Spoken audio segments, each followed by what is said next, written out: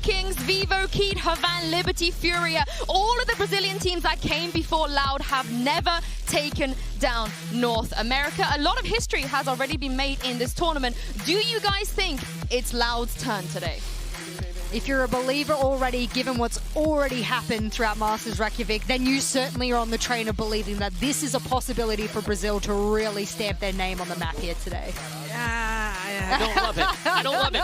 I don't love it, and the reason is I think the glaring issues, the concerns that we had for OpTic have been answered. They have. Right? We've talked about their mentality, their inability to handle pressure. They find themselves down in the first series. Like, they were riding against elimination from the get-go, and they've been able to figure things out. Again, their mid-round calling has been excellent. Ye has been, well, he's been Ye, and I think the biggest thing has been Victor.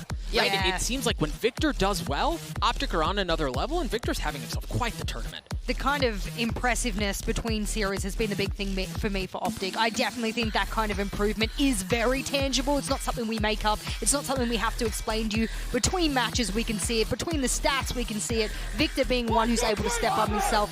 But on the other side, Loud, consistency, is that the key here? Is that something that will really knock OpTic back? But also, this is the Brazilian super team, Jess. Yeah. If they can't do it, I don't really know if anyone else in Brazil can. Loud has been the best shot I think has ever existed, and if they don't do that today, then there is going to have to be a super team built in Brazil to try and take down North America. This is one of their best shots.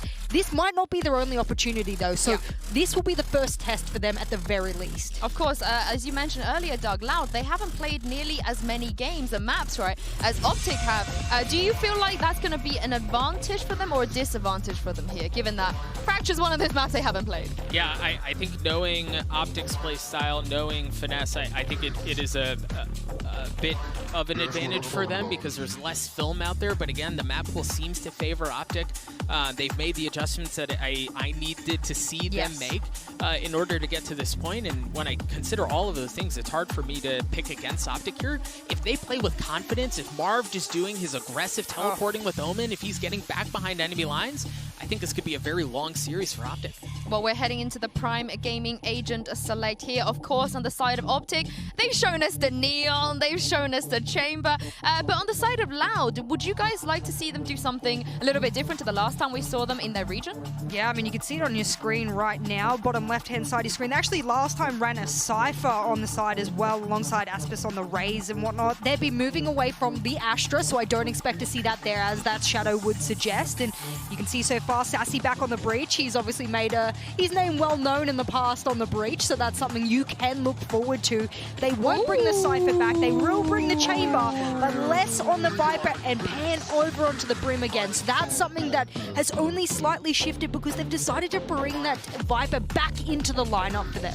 I like it. Yeah, I really like Viper on Fracture. Me too. I think she offers a lot of control. I think her ultimate can be very difficult to deal with when you give in all of the nooks and crannies that there are on Fracture specifically. But with that said, Chamber for Ye, right? Like, his first touches are going to be so important on this map. If he can get ahead early and get the ball rolling, I mean, it's smooth sailing for OpTic. Oh, I can't wait to see what's going to happen on Fracture, and I can't wait to pass this over to your casters for this series. It's Mitchman and Tombiz. Thank you so much, Yinsu. Well, the stage is truly set here, Tom. It's amazing to have the players behind us again and be back in person on the stage. I cannot wait to get this one kicked off and to start on Fracture as well. We really couldn't get a more exciting map to kick it off between these two. Yeah, I love the fact that for the Brazilians, they're almost coming into this like they've missed the good stage, and they've gone, we're gonna bypass that one and go straight to the big stage. A lot of pressure for them coming in. They've got some young players as well, obviously recovering as well. So I think there's potentially some slip-ups in some of the earlier games, but I think going into Fracture is actually really interesting because I'll be honest, I didn't see the veto going in this direction. I thought it would be a more comfortable pick to go to Bind for OpTic. That's where I thought it would go. So yeah, I'm excited to see what they've got on Fracture. I think it could be a closer map than maybe they'll be expecting. Well, Tom, let's not wait any longer to find out. It's time to dive into map number 1 here, the upper bracket to be decided, and it's already off to a quick start. Marv, tucked in the corner, has an opportunity as the players walk by. They clear him, but not quick enough. A double for Marv, and now B is open. Yeah, this leaves them so much space to make that move back in towards the B side. And the remaining players almost feel like they're hoping that there's a gamble in the other direction. You can see Sassy making that rotation back over. Still has a little bit of utility to play with, maybe able to delay them a bit, but he's kind of waiting for his teammate in Sadak to make that move around. I will say, these two together, they've been doing it for a while. They're pretty good at clutches. Yeah, they can definitely get it done if they're given the opportunities. The first shot, though, for Sadak, not going to land. He's being spotted, but calls for the stun. That's going to put a little bit of a wrench in the works, but Crashies is now back up and available to fight himself. Need to find some duels. The flash, getting the space. Sadak trying to fight his way onto the site, but look at OpTic just tucked away in the corners. Eventually an opportunity's given. Time starts to be a problem. Ammunition as well, down to his last bullet. He swaps into the Ghost, but even after those 2 kills, that's all that Sadak can get. OpTic have done great in round number 1, and that lurk out of Marv already catching massive value. Yeah, I'm curious to see how much Loud are actually going to be as aggressive as we've just seen here, because in their previous composition, they were actually running a double Sentinel, mainly because of the attack side. They can basically just cover off every single part of the map and go, we know where you've pushed. But ultimately, it also helps for the defensive side, and they've switched that up to have a Viper in play. I know that'll make you happy, but ultimately, there'll be similar roles for less. Like, he's still got to try and lock down the site individually a lot of times, but in this pistol, they were very aggressive in their stance. Well, speaking of aggression, look at Victor. He's already around the corner. Record pace as he blitzes in towards this site, opens up a ton of space. And for Loud, you know, they're reacting to this. They're sending their 2 players over. Sassy's alone on long range, and now up against a headhunter, he is going to be taken down quite quickly. This is a very, very strong round out of OpTic with only 1 player going down so far. And they're even getting some orbs out of it as well. If they can manage to avoid losing anyone else, this will be pretty perfect. And Ye, though, does kind of want to get aggressive. He's only got a classic to back up his headhunter. Enemy remaining. How much more is Victor gonna get? Okay, just styling. And then we can call it back to what Doug was actually saying on the desk as well, that I think at this point, no matter what the scenario is, you can expect Ye to perform. I even go back to the last of the grand final they were in. Ye was managing to put up 320 ACS, and they still lost that Haven map versus Gambit. So I think it has to be one of those scenarios where you're looking at other players, and Victor is definitely one of those other players. If he performs to a high degree and he's got off to a flying start here, this team is truly terrifying, and the same for Marv as well. So the fact that they've got a decent amount of orbs early, it looks like they're going to try and blitz their way forward once again. This is something Loud are going to have to react to. That's one thing to do it against an Eco, a completely different ball game when it comes to the full buy. Victor's made it past the utility at least. He's still trying to skirmish around, but at this point, the surprise factor is gone. I mean, we've already seen Loud adjust to it, and the players are waiting on the site for him to hopefully just blitz through, give them a kill or 2. OpTic seem to be pretty happy with taking the map control. You know, they're not putting all their eggs in one basket. Sure, we're watching Victor get aggressive, but there are still players poking out towards B, grabbing the orbs there as well. This is really good for farming up the ult economy, and we'll see that benefit, maybe not in this round, but coming into the next for sure. Yeah, they're not far away from having themselves an orbital strike, which would at least clear out some of the positions on the map. Now, obviously, if you're on Loud side, you've got traps on either side that you're not currently covering, so they do still have an awful lot of information, and because those haven't been broken, they know where this push is going to be coming through. Even still, though, 1-for-1 trade early is pretty good, and Marv, well, there you go, that's the O online. Sadak tried to get out of there, and he just couldn't in time. The other players locked out of the site, stuck in towards the defender spawn. And Tom, this is a round that they come in with rifles on the defensive side. They want to be dominating these duels, but OpTic keep on finding fights 1 versus X. And it's always in their favor. For now, though, at least Crashies is being dealt with. That was an opportunity for Ye. The recovered Vandal not yet finding anything. The plant down for the 2v2. Has FNS? I mean, they haven't spotted him, but they know they've given up all of this control. It's still a tough position to clear as they push forward. And they're using utility past him, so he knows roughly where these players are going to be. They have absolutely no idea. An easy clear, and Marv swings off that initial contact. Great work from OpTic in these early rounds. They've got themselves the bonus round, Mitch, and now economically, Loud are going to be in trouble. Yeah, that is a big blow. Losing out on that round. OpTic started by applying pressure A main and B main. They're taking orbs. They're really playing for the next round, knowing that if they can find that map control again and again and keep pushing it out of their hands, they're already establishing a good set of early protocols against Loud. They're starting to see what the adaptations are. They're gaining a ton of information, and usually that would be enough in a round like this. Do a little bit of damage in there as well, and it's great, but for OpTic to walk out with the win, now have a ton of rifles to play with, and Loud left in the dumps. This is not the ideal way to start out this map, but with it being OpTic's map pick, I suppose this is exactly what they wanted. Now with the weak weapons, great flash as well. This is again going to be Victor with flawless control over A main. Just absolutely farming. They're setting him up for these initial duels, but normally you expect them to be in like a trade. Like one or two, maybe someone gets him back, but no. He's having an absolute field there. And as I said, if he's able to perform to his peak level, well, they might be able to blitz through the first couple of maps and make their way straight through to the final. There hasn't been any sort of response just yet, and they're taking it slow. They got the first couple of picks. You can see some early rotations coming through, but they're just trying to bait players into almost taking a risk here. I guess the thing that's so hard to find a reaction to is like they want to stun early and keep you out of A main, but when you have somebody like Victor who's going to stun you to peek the corner, you can't take that map control out of their hands. And they're able to just blitz past the utility, get on the site, and in this case obviously find some kills, but with players not having rifles, we won't read too much into that.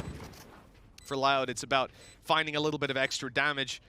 Even then, that's going to be very difficult to do in a 3v5 post plant. Yeah, you can actually see the absurd amount of utility they put in there, even though they know it's just pistols. But Carter, though, has been able to find one.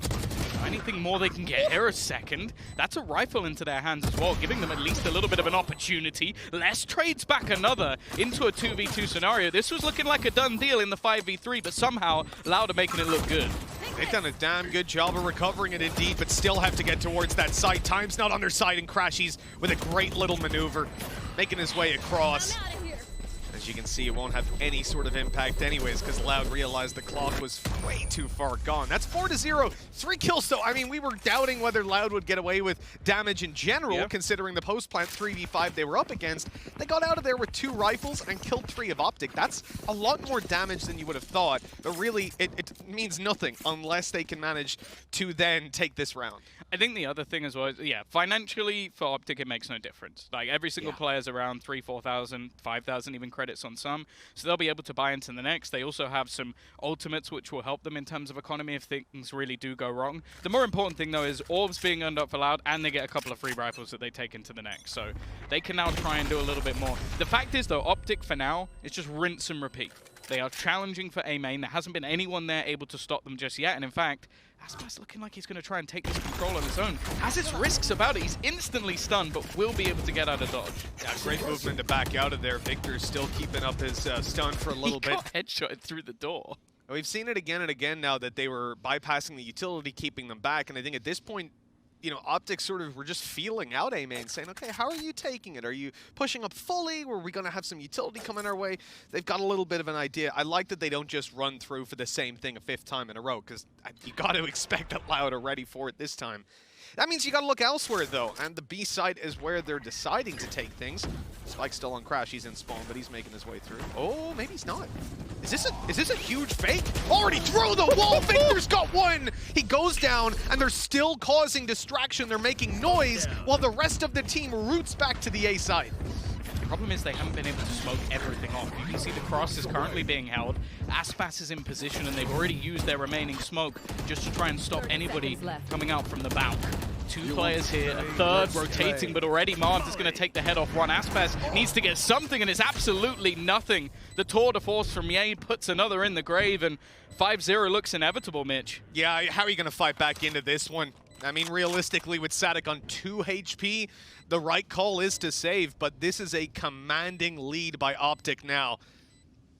With the amount of success they're having, you see the early A main control that really, I mean, Loud didn't get a chance to test it that much because they push up, they end up getting hit by a flash stun. It's a completely different approach from OpTic, so they haven't figured out how to keep control of A main. That's already a problem, but then they got sold out by a fake, which consisted of a player just darting his way into the site, blitzing through a wall and getting a kill, dragging the rotations off of A and making it an indefensible site. This has been gorgeous textbook gameplay out of OpTic. In fact, they're writing their own pages in the textbook at this point. And we got to see if Loud have any sort of a response. Well, and again, to go back to what was initially said on the desk about the sort of battle of the in-game leaders, like we've seen Sadek, obviously the one import that is in this team coming from Argentina. I will say maybe there's a little bit of a trend of Argentinian in-game leaders. Like we saw that with Crew as well, like one of the LATAM teams that actually managed to do damage. Well, Sadek has come in here. I'll say so far, if you're looking at like the brain game, it's definitely been won by FNS. The throw in there of Victor, he's been entry fragging every single round that they've had. He has gone in first, and that's the site they've ended up going into. So instead, throw him in on the other side, place your utility down, sell that fake as well as possible, and then the rest of the team hold back. And the good thing about it as well, if he runs in and gets nothing, 5v4 retake, still a very good position for Loud. The fact that he even takes one, that's where the hesitation comes in. Everybody else starts rotating, and they have that extra little bit of space. Even pop the null command to make sure that if there was anybody there that had some utility that could slow them down, they're not even able to use it. That's a beautiful strat from OpTic. Yeah, it was really clean, and I think you can realize over the last minute we've been putting out a lot of negativity Loud's way, right? There's so many things for them to overcome, so many points of data to process. That's why they call this timeout, sit back, have a discussion about how they want to get this done, but eventually that clock starts counting down again, and it's time to put their theories to the test. One thing, you got to look at Sadik here. He's got that tour de force, and we have seen it have so much impact as well. When you look at both of these teams, defensive side, they love the early aggression. With an agent like Chamber, it's no surprise that Ye and Sadik lead the charge for some of these defensive side aggressive rounds. And here's an opportunity, but Sadik, he's completely ruined. OpTic were ready. They read them like a book. Yeah, they even had the operator set up as well on the other side, so if he swung the other angle, they were ready to take it. It really does just seem like, at the moment, FNS is reading out of his opponent's strat. It's like, okay, they're going to be doing this round. He got the script a little bit early because, yeah, they've just been absolutely ruined. That removes some of the utility that is holding other flanks on the map as well. So because of that, players now have to get aggressive. They need to try and find a fight. And Aspes, I don't really feel like he's had a clean fight just yet, which is where he normally shows that individual ability we've been raving about. I mean, even there, the opportunity, right, kind of got caught off guard by where Victor was, being so deep into the corner. That's a missed opportunity for Loud. 4v5, no information as we tend a little bit further on. They're still having quite a bunch of utility on this defensive side. We saw the nade go down early. Now the snake bites are being used to slow them down a little bit more. That flash is good, and the response is so clean. Victor is just DMing on every site. It seems like no matter where OpTic decide to go, spike planted, the Loud defense just crumbles within seconds. I mean, this is fresh off a timeout as well, Tom. You can only imagine what that does to the morale of the team now. Yeah, they're just being bullied. They're being utterly bullied by Victor. And I have to give credit to the setup as well. Some of them is its own stuns, but you've also seen the same coming through from FNS. Sassy, of course, this is a man that you never really want to face, because if he has the positioning, he's going to land the shot. But Marved, well, at this point, economy is not an issue. They can swing, they can take those players down, and 6-0. What a start. And again, I feel like at the moment, at least, it doesn't look like they're prepared to play against a Neon, and definitely not one of the best in the world at the moment. Yeah, and that is the problem, right? 6-0 isn't the end of the world. Any team can come back from a position like this, but it's the context of how we got here. OpTic are looking like they're having an easy time so far. We haven't really seen them ever be challenged to the point that their game plan is interrupted. If they say, hey, let's go A main, we'll fake late and go A, it works out. They never really have to rethink and readjust from that early game plan. Now again, we're going to see Loud push up on Dish, a double push this time with breach utility, but OpTic seem to be taking a completely different pace as well. Faking it out a little bit there. Victor's baiting their utility, and the players are actually so far back thanks to that Dish push. Tom, the Dish push is coming all the way around. They think now that it's definitely going to be a B play. If OpTic decide to do what they did before and fake back, they will have a free A site. Sure, they'll run into a trap and give the info, but they'll still get the side in time. If they decide to go B, they have the whole team to contend with. I think the thing is, though, a lot of that looked like they were trying to bait out some ults, which they didn't. Like, obviously the utility was nice, but there was 4 ults on the side of the defense, so they were expecting something to be used off the back of that push. Now, luckily, they have Ye. So he's just going to be able to find an opener, and there isn't a lot left on the other side. I will say, Aspas with a showstopper and everybody running through in the other direction, but he might have actually been caught there. I don't know if he's going to be able to use it and just has to fall back and try and wait. They've managed at least to do a little bit of damage, but in the meantime, that control is just being taken on the other side. Aspas at least will be able to get one, and actually the spike's been dropped. That Rolling Thunder coming through, it looks like they want to commit to this. Loud having Sassy walk all the way around. The man with the Vandal on his own now to make this little flank play up through main, but oh, Ye was looking at it for a second. He's about to be blocked out by the wall, and as he tries to go back through it, the showstopper comes in. Sassy catches the flank, and now FNS is left alone. He's got to go fast if he wants to deny this. The stun comes through. That has pulled them off the defuse for a second, and he gambles that they did just that. Now, though, forced into the open! Ooh. A good opportunity. 1 HP. It's Aspis that comes out on top with 1 health. The first round is found for Loud. My God. A little bit too close. Little bit too close, but they're on the board. The thing, again, this is what I was saying initially.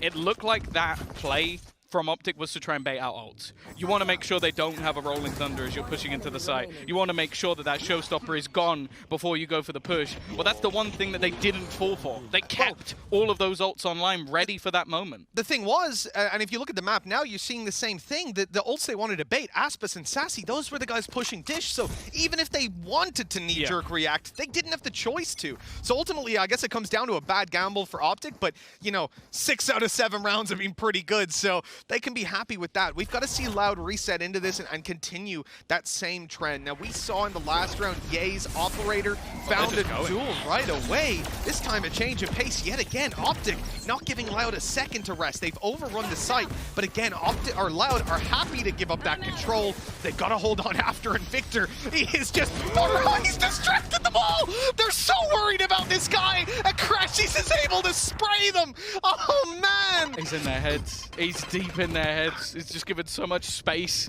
to Crashies to take that swing, knowing that they've been forced out of the tower and the remaining 2 have no choice but to save. And this is the difference for OpTic.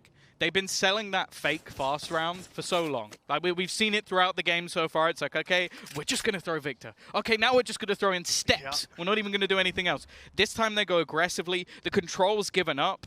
But because of that, they're forced into awkward positions. And they know how far the Victor is willing to push. He's still pushing. He hasn't let go of the W key. He's looking for that last man, and Sadak is doing his best to try and survive. I think he might just be able to hold on to the weapon. No, in fact, he's taken out by FNS. This has been utterly dominant out of OpTic, and it's the versatility of their playbook when it comes to pacing, conditioning, as we're seeing right here. 2 players both cyber-focused on up above, because when you hear Victor... Oh, wow, that's a little insult to injury, the little pixel angle on the smoke. When you hear Victor blissing it down... as you can see. Absolutely, yeah. That's a normal shot for him. 7-1. Brazil in a tough spot, now on an eco. And with a judge in the hands of Les and the rest having pistols. Indeed, that judge being on the B side. Yeah, all right. That does just about sum up the kind of time Loud are having so far. Aspis has been pretty good with the Sheriff.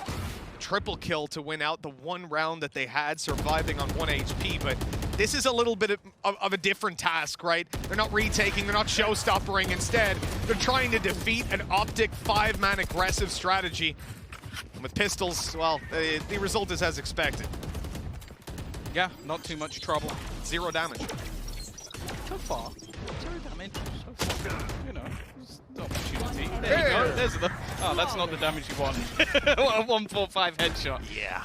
It's going to be painful, but I guess at this point, again, in terms of economy, it doesn't really matter. Like, the majority of players are close, if not already, at 9,000 credits. A lot of these rounds have been very, very dominant for OpTic, and Loud, they haven't turned up to the party yet. You know, the thing is, we mentioned for Loud that OpTic were trying to bait out their utility, right? They're trying to bait out their ultimates more specifically. With the kind of time that OpTic have had so far, they haven't had to use any of their ultimates, really. They've got 4 online. Yeah. The A plan has been flawless so far. And then you think about it, what happens if they lose a player or 2, if Victor doesn't find these early aggressive rounds, well, then they start to look at the ult economy and invest that.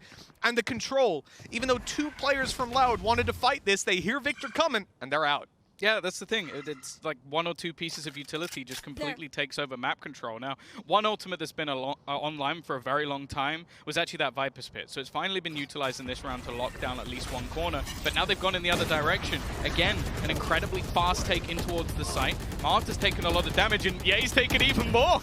He's died to his own teammates' utility. Definitely not ideal in this take. And in fact, wonder if they're going to try and back out of here. In fact, no, they're going to plant themselves a relatively open position. Victor knows that he needs to try and get aggressive, and while I say it was open, he actually goes down, and a cheeky little blast pack kill coming out from Aspas. Considering how this round started, it was looking like Loud were down and out, but now starting to recover a little bit more control. Marv, sure, he gets a kill, but he's down to 13 HP. Spike's still in their position.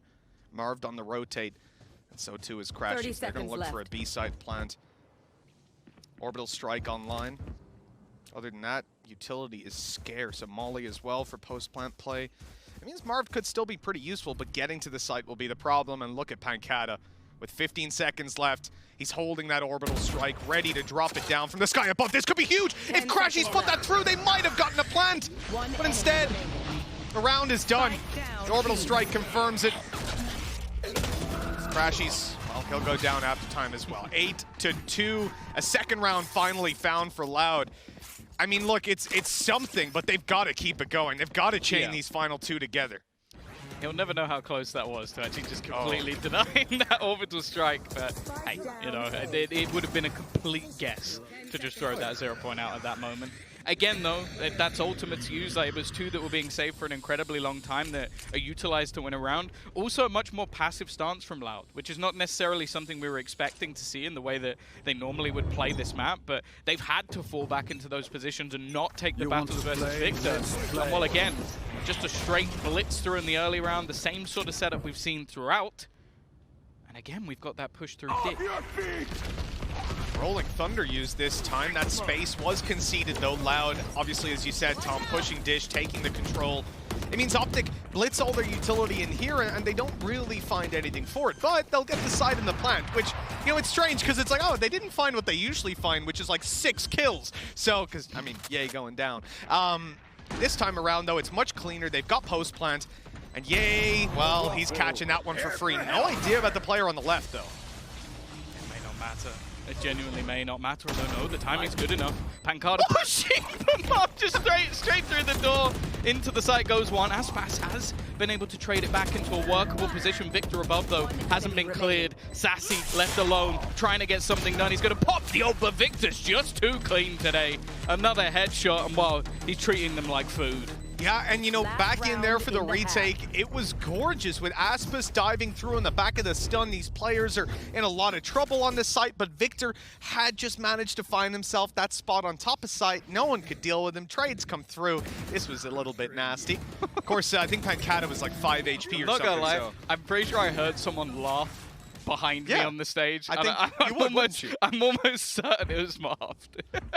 9-2, Tom, diving into the last round of the half. This is desperate times for Loud. They put everything they can into this round, investing it all, and that stun is so good! Victor coming through with the opening, and the follow-up there from Marv, trading it out. Aspas has no choice but to run for the hills. Oh, they're gonna have to dig deep to come up with a third round here. It's a 3v4. Yeah, and again, it's the slowdown from OpTic. They've already got what they needed. They can just wait for their opponents to re-aggress and rotate, slowly clearing out the site. But again, they don't know if anybody's actually still around this area. And after finding a couple of initial duels, they're now just allowing Ye to almost lurk in from behind. And well, it's almost going to depend on which direction they gamble in. Sadak's not in a bad spot. He might be able to see them, but instead, they might just opt to wrap back around. They got plenty of time. They're ready with the stun here. Snow pushing Sadak out of the site. The stun comes in up above. Got the information on Aspas being in this position. Still hard to hold on. He's only got a Spectre to work with. Dodges the first flash. Blast pack through. He doesn't want to overcommit to it, and the flash gets him. Sadak, the last man alive. This is where the Tour de Force might be able to find some value now that the smokes start to fade, but even still, 1v4. How much hope can you realistically have? They've already spotted him. That shot was actually closer to hitting Ye than it was to hitting the player he was actually aiming for. OpTic with one of the most dominant halves we've seen in this entire tournament. And honestly, Mitch, I want to throw this one straight over to the desk because it is tough to see anything here for Loud. OpTic absolutely having the performance of their lives. I'm glad, Tom, that you mentioned Victor treating his opponents like food there. Doug, I know you hate that one, but I love it. We brought up Victor beforehand, right, in the pre-show, and you spoke of the fact that, yay, the superstar, but when Victor is stepping up, it's impossible to beat this team. Yeah, he looked so good. I think Finesse did a really good job of setting him up in certain situations to pop off. There were a couple of plays I can specifically think of, but Yinsu, the scary thing for me is this could have been uglier than it actually was. Yeah. You think about the 2-round wins that Loud had. One of them was Finesse in the 1v2, where he dinked the Aspis at the end to 1 HP, and the other one was Crashies with the knife. Those 2 rounds could have easily gone OpTic's way. We could be seeing 0 rounds on the board for an entire half here for Loud. This is so incredibly dominant, and the fact that you can cut the head off of the spear of OpTic, and then another head grows being Victor, I mean, that's terrifying. No wonder people, I think back to sort of round 8, where they just left tower and just let him run riot. Wow. This was actually my favorite round because you think about the first 5 rounds of the half, Finesse is calling the same default. Southern half of the map, they never explore anything up top. Loud calls a timeout, presumably to adjust for the fact that they haven't been able to deal with the southern map push. And what does Finesse call? An aggressive northern map push into Dish. It's brilliant. Loud never found footing. They had no idea what OpTic was throwing their way, and Finesse just rolled them.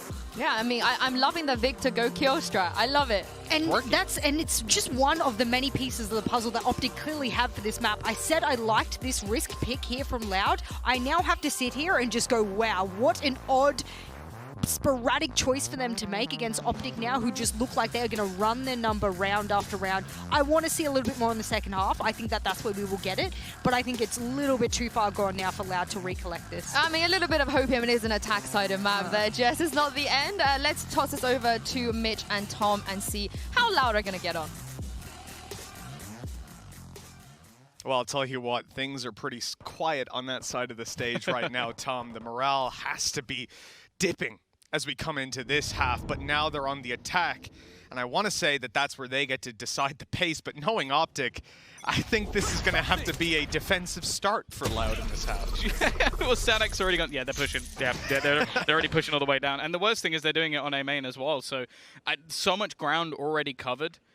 The thing is that the slow push going through on the other side could actually give them the space just to take complete control of this B site. It's just dependent on the timing of everything. And without having ramp, it can be fairly difficult to get a strong afterplant. Yeah, it's good control. Southside Crunch, a favorite of most teams. OpTic having a decent bit of a foothold to fight back into. In fact, they're just running it down again. Look at the pace out of these guys. Victor's on site. The flash is so good, though. It slows down the rest of the team. It allows them to eliminate Victor, but they still need to get a foothold of their own. Loud are crammed into the corner of the site. It's Sadek who has to open up this side angle. Marved already eliminated. The duel's working out well, but they've caught him. This is looking a little bit scary. FNS managing to take down Sassy, confirms the round, and with that pistol going OpTic's way, starting to feel like the beginning of the end, Tom. 11-2. Yeah, I feel like starting to feel is maybe the understatement of the year. Like, OpTic have looked incredible on this map, and I think the good thing is that Loud are going on to their best map next. I think it needs to be something more comfortable for them, because right now they're getting schooled. Victor was the first guy into that site, and he actually, the rest of his team were blind for ages. They ate that flash. Victor managed to turn from it, turn back, take a kill, do damage, and then go down, while just sprinting into the site. I mean, you look at this guy right now, and it's like, I prefer his Neon entry than any Jet entry in the world. This guy is crazy. He's ready for the new patch, let's put it that way. Oh, yes, he is. He's more than ready. Yeah, well, I see, this is the thing. People are going to be looking at Victor now going, how do we play without Jet? All right, let's see what this guy's got planned. I mean, we've already seen it viable on the likes of Haven, and there's many more maps that it could come out on. Yay, as the escape, of course. Crashy's not so lucky, and he'll go down to 24 HP. Yay, in the snake bite, only needs the one bullet. Crashies is down too. Loud actually answering up here with next to nothing in their hands coming into this round. They're actually doing quite a bit on the force. This could be a third for them, and a recovery of a disastrous scenario. It's not over yet, though.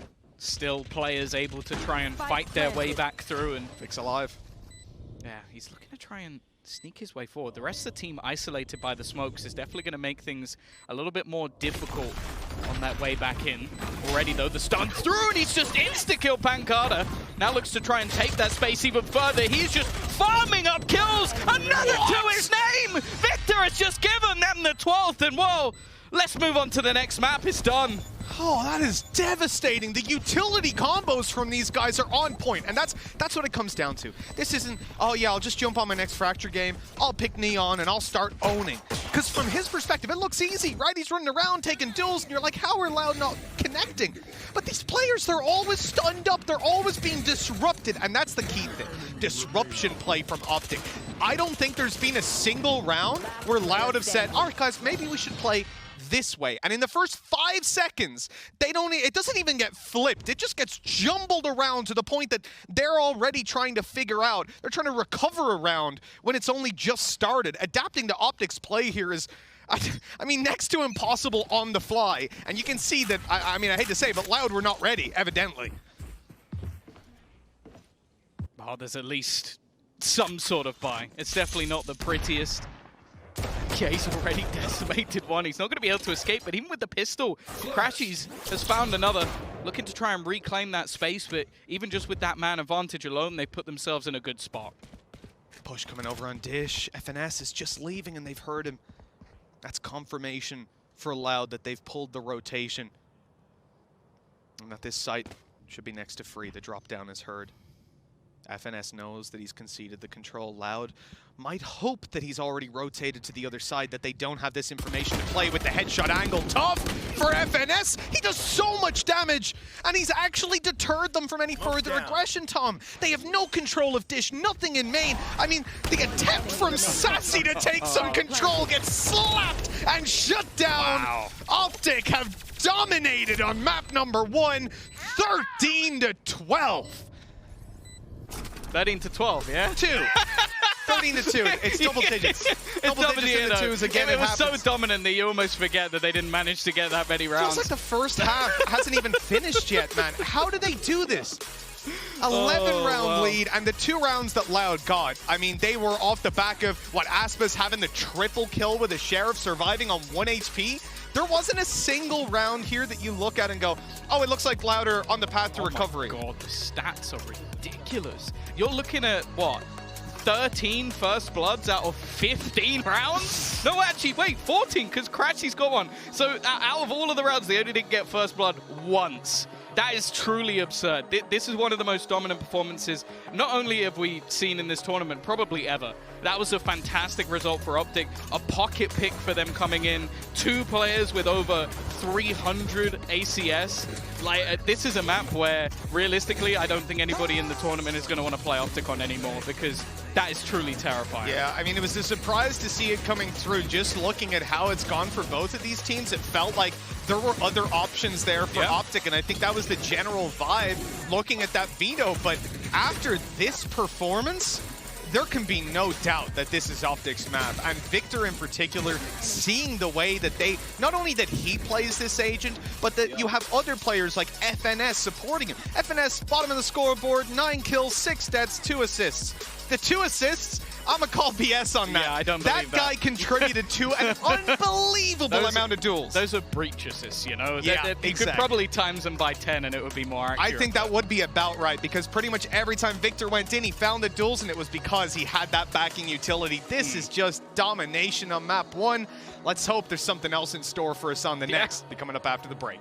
Slap, so they're going to forget about it. OpTic aren't going to forget about it. They've just bullied them out of the server, and now they're going to come into this map confident. And because it's a map that a lot of the time relies on those individual duels, relies on that mid-control and those battles between it, there's a huge opportunity here for OpTic to take this one too. Yeah, there's nobody doubting OpTic coming into this map. They're going to be confident. They're going to be firing on all cylinders. The question is, can Loud bounce back? And now it's time to find that out. We've already seen the pistol kick off. Yet to see any real skirmishes go down. This drone being very cautious of that smoke, and he might not have spotted them walk through, although evidently that info's made its way into OpTic's hands now. Crashy's taken a little bit of a tag, and they've gamble rotated to B. OpTic making the right call again. Yeah, they're in an incredibly good position. Drone's still up.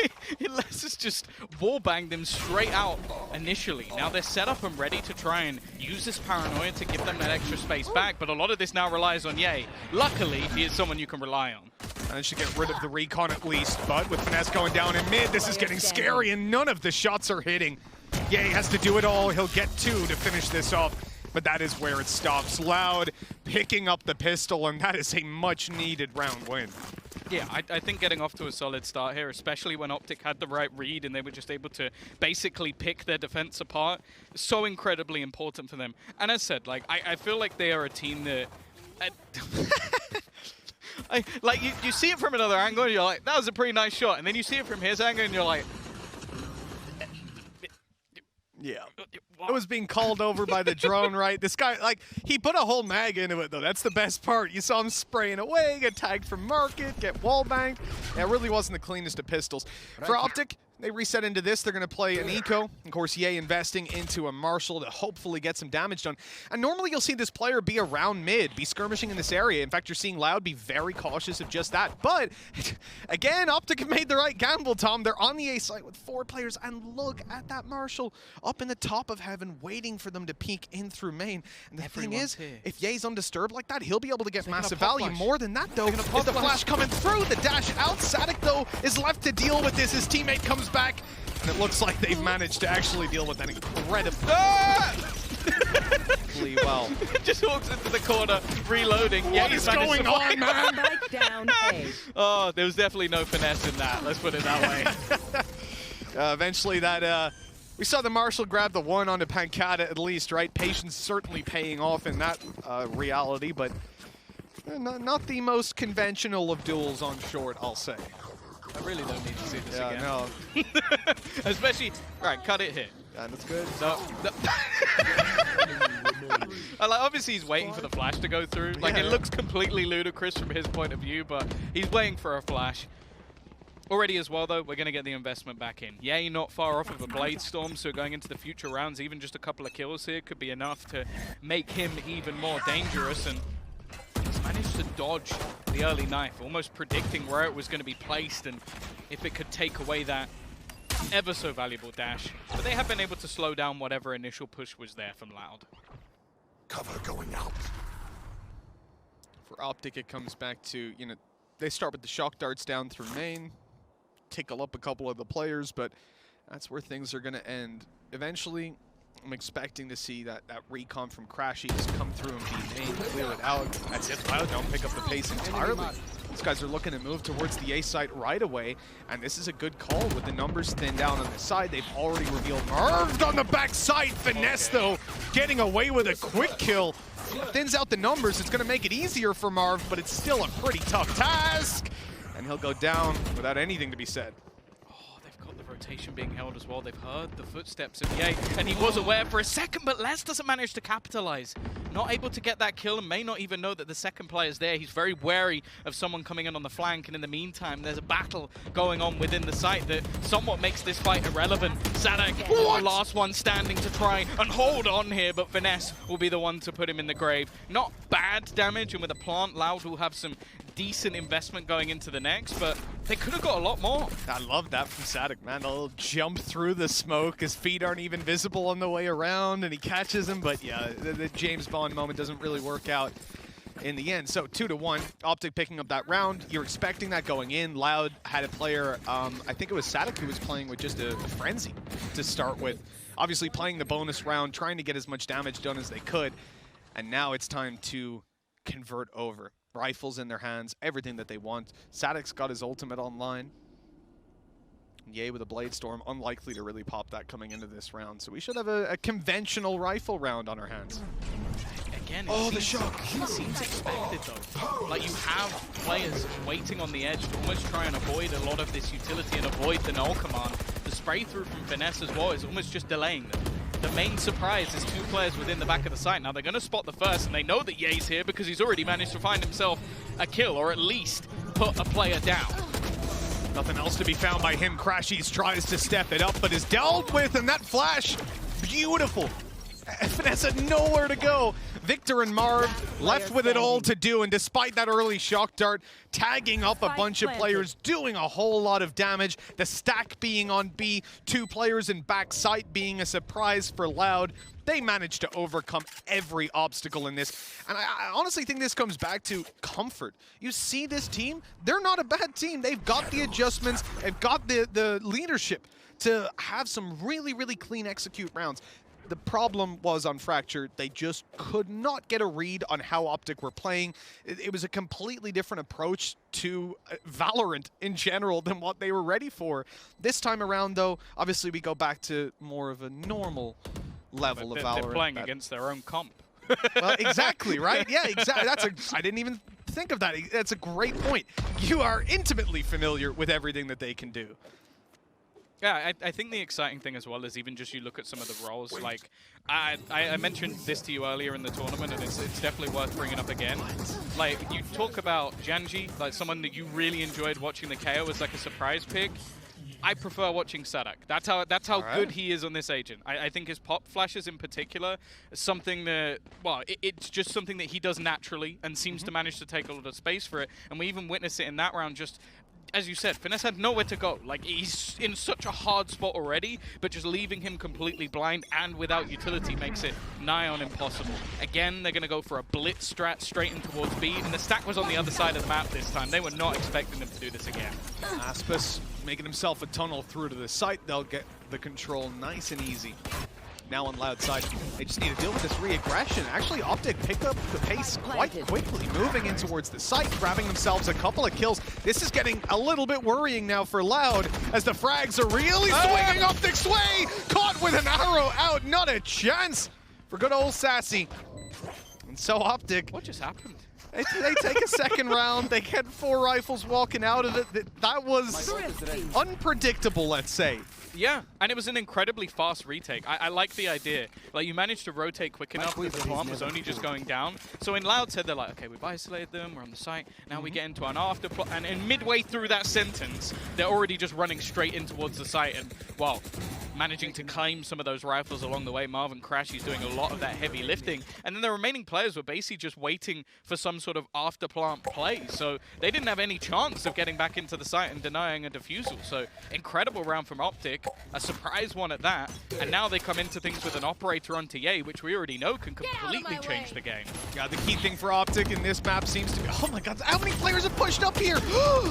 Aspis doesn't get away now. He's naded in the corner. He's trying to stay above it. He'll at least survive a moment longer, but he has no way out, and he's taken down by Victor's aggression. OpTic, they will not let these guys feel comfortable. Disruption is the name of the game. That's what I was going for to talk about the previous round, and we got an example right off the bat in this one. Yeah, it's the same sort of stack-up play that they went for in the previous round, but obviously it wasn't spotted in the last one, so they can just do exactly the same thing again with the rifles, and yeah, they're unrelenting in their pressure. Just straight up pushing them through, making sure that there's no trades because of the paranoia they threw back a little bit later on. And while for Loud, they're still trying to pressure a site that currently has 3 players within it, so getting into it is going to be incredibly difficult. 40 seconds or thereabouts. As you said, 2 players back site. You've got another in the form of Victor up above. His utility's gone. No flashes to play with, at least, and Marth is down. Okay, Loud might have a way in. Still need to deal with these players. And the Hunter's Fury comes through for 2. Pancata was in danger of going down to it, and Finesse closes it out instead. 3-3. And another sprint into a brick wall, essentially, for Loud. They're put down to an eco in this round. OpTic may just reclaim the lead, and those early rounds that Loud managed to build up, well, now they're not... Oh, wow. And this here, you know, the run up from Victor, they did everything they could to try and protect these players, and it goes down to a Hunter's Fury. It really is unconventional, and I think from Loud's perspective, looking at it, it's so hard to find an answer, because it's not like, oh, it's their short aggression. Oh, it's this thing. It's everything that OpTic are doing. In terms of the information play as well there for Loud, I think they used a 0 point and a dart. in the same place over into A to almost make sure they couldn't shoot both, so they knew the players were there. It's not like they're being reckless. It's not like they're just running into angles blind. No, they're being incredibly safe in their manner of taking that control. And OpTic are just disrespecting that. They are fighting alongside it. They also had, I think someone actually shot the knife before it basically took away their abilities, so they were able to just hold on to what they had and use that utility to counter. So yeah, an excellent round for OpTic. I would have almost liked to see a pause taken there for Loud, because I think that's one of those rounds, well, in fact back-to-back rounds, where you've been caught by OpTic doing something a little bit riskier than maybe they normally would do, and you want to try and almost quell that early, slow things down yourself, and Loud have always been a team that are excellent in their default, so I wouldn't mind seeing them fall back to that. Oh, Finesse actually got hit by that. His utility's going to be down for now. That could be a big blow, but actually it's just about to come back online. He's not going to have a chance to use it, though. Instead, having to fight these players, panicking to put down the utility and keep them out of spots, and it's working. The shock dart will eventually take him down, but he has already slowed the push, already dealt the damage, and with 15 seconds left, Loud have practically no chance of getting in here. Crashy's ready and waiting. 10 seconds left, and he'll get the final through the smoke, through the wall. You know, for OpTic, I was going to note 40, 45 seconds left, and Loud hadn't destroyed any of their util. They had the full setup still available. In this early round, sure, Loud are able to fight for a little bit of map control, but if it just comes down to having B main, having mid control, and then having to split B with full util in your opponent's hands, that's just not good enough most of the time. Yeah, this is a good opportunity, though, for Loud, because they've got a lockdown. There's no Hunter's Fury to counter it, so if it's put in a position where it can't be broken, the likelihood they'll have themselves a site for free. They also then have a Hunter's Fury for an afterplant as well, so I feel like this is a perfect opportunity for them to go for some sort of setup, and already managing to push Ye back out of mid, they're going to take that control very early. Victor toying with the idea of fighting on short. Didn't spot anybody coming close. Now he'll hold the control. The rest of the team freezing as well. They know no one's outside of A main, or too close at least. 2 players here, though. Those nades pretty much countering each other out completely. The utility falls to nothing. The paranoia not going to get them what they wanted. They're being slowed down to try and allow the mid push to come through, but the explosion out of Loud is perfectly timed. They take the space, the duels going their way, and Finesse can't even get out of there. Beautiful. Yeah, really nice take. Again, Sadak's flashes, I think, left Victor completely blind twice on the way through, and then they combine that with a Hunter's Fury to make sure there's no like cheeky little spots that can be left unclear as they make their way through to the site. Going from the last few rounds that we've seen from Loud, where it has been them getting disrupted, them caught off guard into a set play like that, much more what we want to see from the Brazilians. Well, I think that's what OpTic are doing beautifully well, though, right? The disruption play works because when you allow Loud to have that space, their executions are clean. Like you said, combining utility like the knife and the recon down, it makes it really tough to turtle. But for OpTic, that's perfect because their playstyle doesn't rely on turtling. It doesn't rely on reactive play. It's them going, hey, we're going to dictate the pace. We're going to play this game how we want to, and we're going to force you to adapt. And so far, that's where the problems have been for Loud. Now, though, we are seeing a timeout in the hands of OpTic. And for what feels like the first time, they're going to go to the second page of the strat book. Yeah, I guess when it gets to the point where 5 players stay alive at the Prime Gaming Flawless round, like I don't really feel like you're in a position where you can go, that was fine, do it again, and just move on. So they're reinvesting into this one. Economy's still in a pretty good spot for the defense after managing to streak a few rounds in a row. Operator for Ye, and they have some ultimates of their own to put into this round. So a fairly crucial, I would say, swing round, at least in terms of the half, because if they manage to win this back, sure, because it was flawless, it's not going to be too much of an issue with still the ability to buy for Loud, but it could definitely do damage to either side. And it also gives now Loud that opportunity as well, Mitch, to actually, well, think about what they're going to do into this one, because that was a clean little take. I don't know if it'll work twice in a row. And the other thing, we saw Sassy use up the Hunter's Fury, and he got a ton of value from it. But with Finesse having his own lockdown to play with, it is an extra piece of the puzzle that they'll now have to account for when it comes into making these pushes happen. The lockdown can be used on the defensive side. And starting out, look at OpTic. They give them a lot of space. They know that there's probably going to be a knife coming down towards that B side, or at least in the early round somewhere, so they avoid as much as they can. Bye-bye, Loud, not so lucky. And the turret was watching for it. Oh, Les will even catch him through the smoke. Gorgeous stuff. not quite quick enough. And now they're actually going to use the lockdown off of that because there isn't going to be a counter on the other side. They can opt to try and force the players back. Aggressive push from Ye, though, at least equalizes thing as they make their move. And while they're going to try and do some damage on the way through. In fact, it's the shotgun kill, and Crashies just runs in! He's taken down 3 in a matter of seconds, and Marv shuts things out. Again, it's an aggressive play into the round for OpTic, but it is perfect. That is obscene. I mean, for Crashies, can you imagine how high the confidence must be to run through that nade? The shock dart in a second, and look at this, in through the nano, taking a double.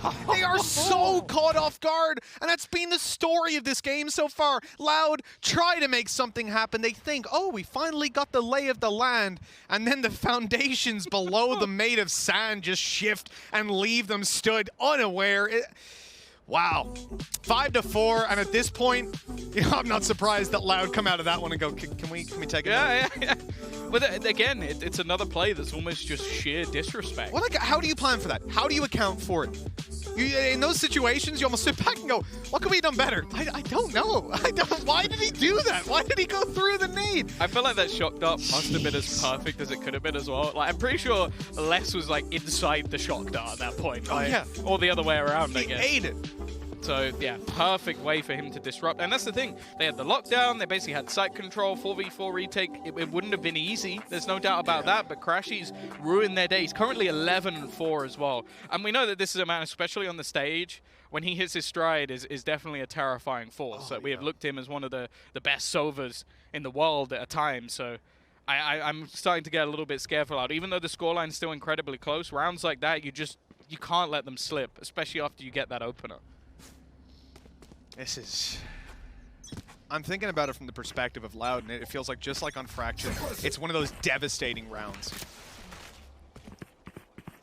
Timeout well called, stop the team from tilting. Honestly, I think that's like primary purpose going into that. Flash up high, Victor with the nade down. So that's time delay on short. It's accounting for the rotation that's about to come through. They have an alarm bot aggressively placed on middle, and then obviously the turret watching B main. This gives them a lot of control, and now they're set up. They're seeing the players on mid who are starting to creep up short. This is confirming for OpTic that they're doing the right thing, playing towards A pretty heavy, but they actually go even heavier. Ye is rotated around to A heaven. 4 players here, and again, Tom, Loud are walking right into it. This is hard. Straight off the back of the null command. You can see the lockdown's gone down on the other side of the map, almost to try and like bake them into continuing this push. The fact is, though, they've still managed to get that opener. The corner, it's going to be checked, and well, Victor's managing to get one. Ye is still here, Marv alongside him, combining, but he's now getting spammed out of that corner, having to try and re-aggress and take control. Finesse uses that to make a play. The paranoia so perfect out from him. It leaves Pancada left, and now he's able to use the From the Shadows to make it to the other side. This will likely give him an afterplot, but he's been matched. Marv has done exactly the same thing. So already here, making his way through the alley, but he's going to just pump the brakes. This is a containment ultimate, knowing now that this player has to be on the site. There's nowhere else they could have gone. Now, FNS already used the lockdown, but they got 3 players. An incredibly tough position for Pancada to play from, and OpTic are waiting, hoping that he gets impatient and makes a move. Eventually, though, time is going to force them forward. The updraft's out of Ye. He comes up and over the site, clearing out everything. They know that he's on the back. Pancada trying to hold on. He'll get 1, 2, in fact. Pancada has clutched it out. 5-5. That is the round that Loud needed. Wow. Wow, you know, you couldn't have told me that was going to happen. At any point, there was no belief that he was going to be able to clutch that round out. Pancada with an incredible play. He's just doubled his kills off the back of that, and with the Red Bull clutch to close it. What a round from him. And we've just seen a game-changing round from Crashies just a moment ago. Well, it's flipped right back. They needed that answer. I mean, you talk about the morale being low. Sure, answer right back with a round like that. From the shadows into a plant, into a round win. Ye in a little bit of trouble. He won't have a dash. But that doesn't really matter to Ye. He's going to stay in this position. 2 seconds left, then he can go for the peek on mid and catch these players, dash on out of there. Starting to take a peek. feels the space out. This is so smart from Ye. He's already caught one, looking for a little bit more, but he can't get the reload off on time.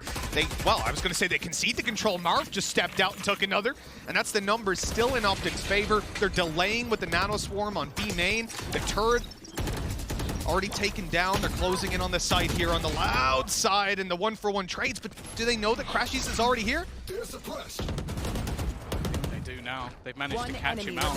They know that there's a couple of players here, but Sadak, well, he's got 50 seconds to try and isolate one of these duels. He's still expecting players to be in mid. They were flanked from there earlier in the round, but he's having to take the time to clear it out, and just look at the timing of Marv. It is perfect. He comes up with a triple for the round. It is so back and forth. Even predicting this next one, I think anyone at home has to flip a coin. Yeah, it is the only way at this point. The only thing I'll look at is Loud's economy, which is feeling pretty weak right now. No ultimates online. Fastbus even had one extra orb to play with. That could be the Blade Storm. I think they're going to fight for one. They probably will, right? You're going to want that upgrade early round for sure. But it comes with its risks. Wait, and you can see the way that OpTic are setting up. They've got Finesse ready to try and peek into B main, and then you've got players on the other side for A as well, as they're looking to try and deny that control. This is a fantastic readout from the other side. Like, they have known that this is going to be battle for. It doesn't necessarily they can do too much about it. Almost looked like that nade disappeared. Oh, the shocks are in. See what I mean? Taking the risks, right? You manage to get that orb, you get the Blade Storm. Aspis can barely afford to dash through that utility. He'd probably go down to it. Paranoia for backside, though, is perfect. Crashy's under a lot of pressure right now. This is looking a little bit scary. They're picking up the kills even still. Finesse taken down. They know that Crashy's is in the corner, and he won't be able to get anything more done. The flank again from Ye. He knows he has an opportunity on the player inside of Market. Ooh. Horn. Still, Sassy goes down. Okay, we're into the 2v2 with less on 11 HP. They've got to be careful of the man in the site. Pancada already having one hero play in this round, but the weaponry advantage is definitely there at the moment for OpTic, just trying to hit the timing on this peak together, but they won't be able to clear that close corner, and they have to almost try and make this move through the smoke. They're going to hear the footsteps running, but it's all left down to Les. First headshot, he can't quite get the last. It will be the half going in favor of OpTic. A scrappy one, a back and forth one, and we definitely have a game on our hands. Much better face out of Loud right here, though. You can see the comfort level is there, but OpTic's disruption play has netted them so many rounds at this point. Still, coming into half number 2, things are a little bit more unpredictable than on the previous map, so I don't want to take any guesses. Let's throw things over to the analyst desk to break it down. Thank you very much, Mitch and Tom. Now, that was the bounce back we wanted to see from Loud, but how impressed are you guys with OpTic's game plans, especially in the beginning of that half? You could feel it. It almost felt like you're going into Ascent, you're going into a map that you've struggled on historically, you just popped off on Fracture, there's a chance for you to do something special here. And again, I mentioned at the beginning, it doesn't have to be a dominant scoreline, but if they walk away with the dub here, I think all questions for OpTic are answered. I kind of felt like they used the Neon in map number 1 as a linchpin for like really fast sort of, you know, defensive moves and mostly attacking. We only saw 3 defensive rounds, but on the attack, they moved around so quickly. I wanted to see what the defense would look like for them and how they would use it on Ascent. Well, don't worry, they managed to retake in lightning fast fashion. Actually, that round that they lost was when they decided to pump the brakes a little bit, wait for everyone to arrive for that retake, and that's the one they actually lost. So need for speed is sort of a win condition for them on a lot of these rounds. We're highlighting Finesse here of course, Doug. Some of his calling, you've been talking about this already in this series. It's been phenomenal. Yeah, it has been, and I think with that in mind, the fact that Loud have it as close as they do, to be honest, is very impressive. I'm going to bring this up because this is the very thing I need to see from Loud in the second half. We said they didn't do this on Fracture. OpTic is putting it on show for them. Meet them at the door, Yinsu. Meet them at the door with your own utility, with your own firepower. This is the kind of thing that Aspis couldn't use his Blade Storm. He'd been holding, he'd been waiting. It comes out into A main, boom, shut down. Fragment, smokes, one-ways. That is the kind of thing Loud can learn from and go, well, we didn't do that in Fracture. OpTic are doing it to us. Now let's feed them their own medicine. A much closer game. I go back to Pancada's 1v3 clutch. Yeah. That was dirty. Unreal. That was absolutely dirty. For them to keep it, the concerning thing is that it requires that to keep it here, right? To keep it at 7-5. Oh, I mean, barely anything separates these two teams. OpTic, they're on the verge of qualifying for another grand final, but Loud, they look good on this map, Mitch and Tom. They look pretty good so far. A better face than what we saw in map number 1, but there's still one hell of a big job in Loud's hands. 2 rounds behind coming into half number 2. Moving on to the defensive side at least, but that's, you know, OpTic's attack was crazy last time around. We're starting it out with more aggression out of them. Fighting for middle though, Loud are doing exactly the same, and they blitz through and surprise their opponents, leaving Crashies alone, and he won't get it done. 7-6, okay. Pistol round for Loud. I like those sort of set plays. Just having a clear idea of what you want to go for in the pistol. Solid flash to start things off. The recon as well to scam up half of the team. They knew that there were players around this angle. And then it's almost the players in mid are just baiting them in for this swing to come through the smoke. And Pancada, I think after that clutch, he's just started hitting almost everything that's been put in front of him. So good to have him online. A 6th round on the board for Loud. Game on. Absolutely. You know, you got to look at the pistols so far, though, right? Loud have got that little bit of a boost up when it comes to buy rounds, late rounds. That's where OpTic pick up a lot. Ooh, not quite working, not quite going as far up as they wanted. Good pick out of Aspis. Up against opponents with no shields to play with here. Essentially has an operator to work with, and look at him. Making it work, left, right, and center. 3 kills, make it 4 in the end. That's how you get away with a Prime Gaming flawless, isn't it? Just ace out the round. Yeah, you know, that good little bounce back. It was someone up. I was thinking, you know, maybe bring up Aspes on this defensive side. Like, talk about someone that I think there's a lot more to show for him so far in this series. Like, going into today, him and Sassy were ruling the stats, and we didn't really see it in map 1. I think his raise a little bit underwhelming. This is his primary agent. This is the agent where he can shine, and he's 1 orb away from getting his Blade Storm. Not bad. Coming into the third round, all right. it can be a big game changer, right? If he can find an opening duel, if he can get an orb, he's running. He's already going down mid. He's already going down mid. What is this? Aspis is in their spawn. They're powering everything and running away. This is a scared play, and you can understand why. OpTic trying to respawn on the other side. They've already taken the space on B, pushing up close to the spawn. 1 kill at least for less, but now he's under so much pressure.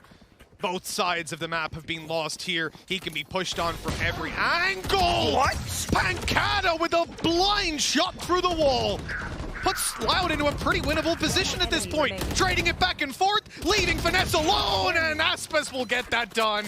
8-7, great answer by Loud, and they even have the Blade Storm online now. Yeah, they get it a little bit later than maybe they would have wanted it, but at the same time, the rest of the players did so incredibly well. Les getting 1 kill and surviving for the entire round is the difference maker. He was the lone defender, he used his utility, but then that 1 kill means they can't just wrap into the site.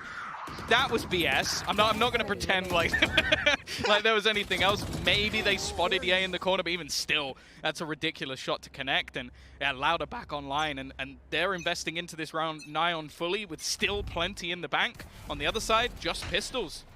That recon dangerous. Aspis has to step back, and Ye connects. This is a low buy round for OpTic, and now they've got a rifle to potentially recover. In fact, they're right on top of it. Marv grabbing that Vandal now. Yeah, they still have to be careful. There are so many talented individual players on this OpTic roster. Ye being the primary person you have to watch out for, especially with this Marshall in hand.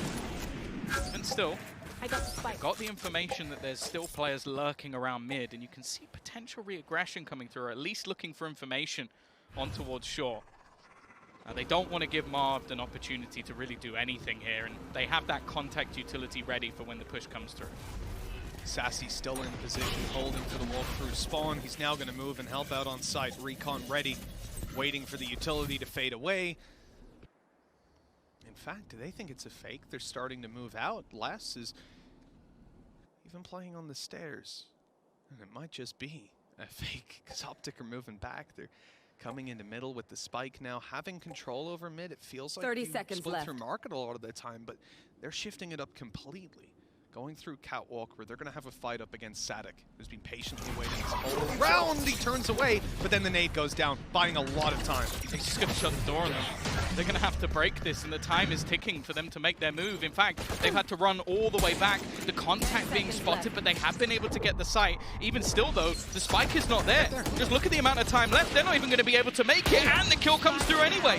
So it may be a decent round in terms of what they have economically, but they just ran out of time on the clock. Yay, still just managing to farm up kills, and the fact is, him going down there, absolutely fine. Doesn't want to save that Marshall anyway. Yeah, if anything, that's what he wanted. Now comes into this round with an Operator easily. He's on max money. It's the only reason he doesn't go in and use the Blade Storm coming into this round. I was looking at Aspis. Aspis is on max money. He's not going to use the Blade Storm. Yay, on the other end, has the Blade Storm. And they're both sick likely. jets. I mean, it's forgivable. Especially attack side, you're not going to be going for the op right off the bat. That's why I was a little bit confused. We had the timeout for OpTic. And obviously coming into a round where you're going to put everything on the table, you've got that Blade Storm to work with. It's definitely time to sit back and think about things. 2 rounds between them. Loud have done very well. I feel like this music, it almost like lightens the mood a little bit. I'm like, oh, I'm so much happier now. And then the players are like, right, this is my hardcore. But you know that sort of the gift of like, like the guy like really stressed, like just typing away his keyboard, and then in the background, singing away. Having a good time. But yeah, this is an important round now coming in for OpTic, because they managed to do quite a bit of damage in the last. They're going to be able to buy Blade Storm in hand as well. And okay, sure, there's a Blade Storm on the other side, which Aspas is likely to use, but other than that, not a whole lot of ultimates online. So they could make this one nice and costly. The problem is there's still plenty of finances for Loud going forward anyway. So you want to do a lot of damage here, not lose too much yourself, and also make sure you're not giving them any ultimates for the next round. Oh, that Operator that Aspas had bought up has been sold in the meantime. Looks like he's going to be playing with the Blade Storm instead, purchasing up a Spectre. He's going to run that. Is he going to dash straight in to tiles? That's what I'm thinking, right? If he has the op, I'm expecting slower play, peek around short, but now with the Spectre, with the Blade Storm, it's the dash in, it's the fight over for B main, and it's not going well. The Spectre comes through to save the day at least. It kind of worked. I guess Sadek is still pushing. I don't think they were expecting the second man to be there, but yay, it's just tapping heads as they peek him. Every single member falling to this man, and you know what? Aspas decides, I don't fancy that. I don't want that heat. Sassy hoped that he could catch them off on the mid-peak, but that has not worked either, and Aspas, I don't know how he's the man alive. The guy who dashes down, misses his whole Blade Storm inside a B connector, and then he's still alive in a 1v3. 70 health to play with, and he might have a glowing gun, but look, this would be one hell of a round to clutch out. Yeah, they have all the information. Yay, watching is not going to give anything up. Doesn't really have a reason to try and overpeak this one, and almost just trying to waste time, bait him into a swing that he just can't win, and the other 2 players have got their crossfire in position ready for him to try and make a move. This is just time wasting on the other side of things, and Aspas, he can't just give up this position. It will be Crashies to swing and find the round, and OpTic, well, almost caught out initially, but a very good recovery, mostly from Yay. Yeah, well, exactly. You know, when you look at that round play out, and now coming into this one, ultis all starting to come online for the attack side, I don't want to fearmonger too much, because Loud still have a lot to work with. That Operator that we talked about before has now come online, and as we saw, look, the aggressive strat through mid, it actually did work out initially, but the recovery was there from OpTic. This time, it's not going to be as easy to make those recoveries happen. You're not going to get them just running into you one by one to take those duels in spawn. Said they're going to be waiting to play, especially around this op. Although, Aspas is instantly countered out from any mid-fights. You've got the smoke, the recon going down. He leaves and concedes the control. Bullets whizzing past his head there. Yeah, the other scary prospect is that OpTic either have ults online or are very, very close. So there is a lot of late-game potential here for OpTic that could be devastating. Now, he's not giving up this control for free. Also, the alarm bot has been missed by the shock dart, so that's still going to be in position at least if he is to fall, and he's just seen the corner of his opponent. Not going to be able to get anything for it, though. I love that clear. Nade for Pizza. Smoke off towards the spawn a second now, and Omen smoke this time instead of the Cloudburst coming through. They've got info on 2 players for short. That's going to keep Loud in a pretty solid stack on A site. 3 players here. Aspis starting to move, though. The operator is left. Sadik able to delay a little bit more time, maybe allow Aspis to get into position, but I imagine a smoke is coming through. It's a cloud burst, in fact.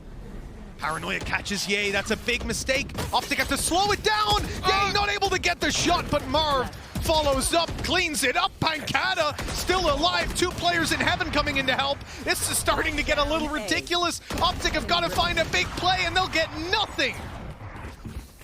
These site anchors from Loud are so impressive, especially that they're the younger players within this team as well, or at least one of them in the form of Les. But this time, Pancata just sits at the back of site. Normally, when you have that first kill, the swing round from the generator just takes you straight out of the occasion. He's so ready for it, so aware that somebody could be in that position, and buys enough time. If he goes down, they can get into an afterplant. The other 2 players are taking a huge risk. Instead, he keeps that control, allows the swing through from heaven, and that's the round on a plate for the remaining players. Now you start to see the economic problems that are coming through for OpTic, but they can almost pad this up with ults, Mitch.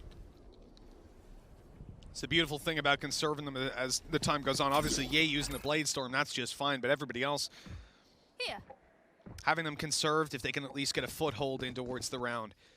Loud's aggression on B is about to net him a whole bunch of information, but it might come through too late. Okay, Les, good in the corner for 1. The pressure on Pancata. He doesn't stop, continues the aggression, and he'll get another full blinded up. Eventually traded, but look at that. Sadik with the flash, peek him right back out. The round is tied up in a neat little knot. Really nicely handled. Yeah, not really much used there either from OpTic, so they're coming into this round with some fairly heavy utility available. The thing is, they've been saving it for a couple of rounds, and now the other side is similar. Like, they also have basically all of their ultimates online, and also we're just seeing these star performers starting to pop off. Like, Pancata is getting more and more into the game, I would say. Again, that early clutch that he had was a huge swing round, and since then he's had multiple of them. Yeah, and when you come in towards this 11-8, having a player popping off like that, having Pancata really finding himself. And with that first clutch that he had, he doubled his kills in. He's now almost leading the charge for the team, tying up or close to that of Aspis' performance. And he had an ace in one of the eco rounds. Yeah, great point. You kind of got, I would almost give it to Pancata at this point, but hey, maybe I'm just a little bit biased. Don't like the eco frags. I like this. Aspis ready for the push from Ye. Oh, Maybe no, not so ready. No, he's not. I thought he was. He was sort of ready, but I guess he slipped the net. Sadik maybe giving some false information based on his position, and because of that, well, we've seen the early trade of the remaining players.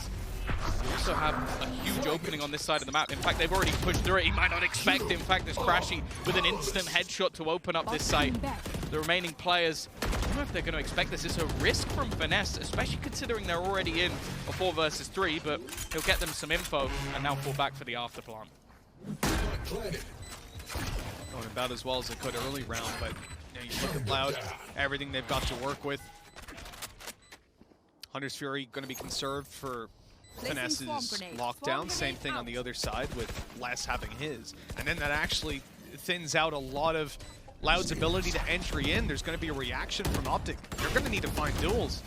And with the players tucked on the site the way they are, with Killjoy utility helping them out, oh no, that's not what we wanted. Les is able to take a double. OpTic, big mistakes towards the end, leaving it all to Crashies, and although he gets 1, it's just not enough. The time, whilst it might be close, I don't think it's that close. The defuse coming through. And Loud, well, they found 12. That's a huge misread. That's Yes. They were 100% certain that at that point they must be saving, or at least trying to hold them into the site. Because that's the problem there. If they wait that extra second and a half, they die to the spike as they try and get their way out. Oh, this is awesome.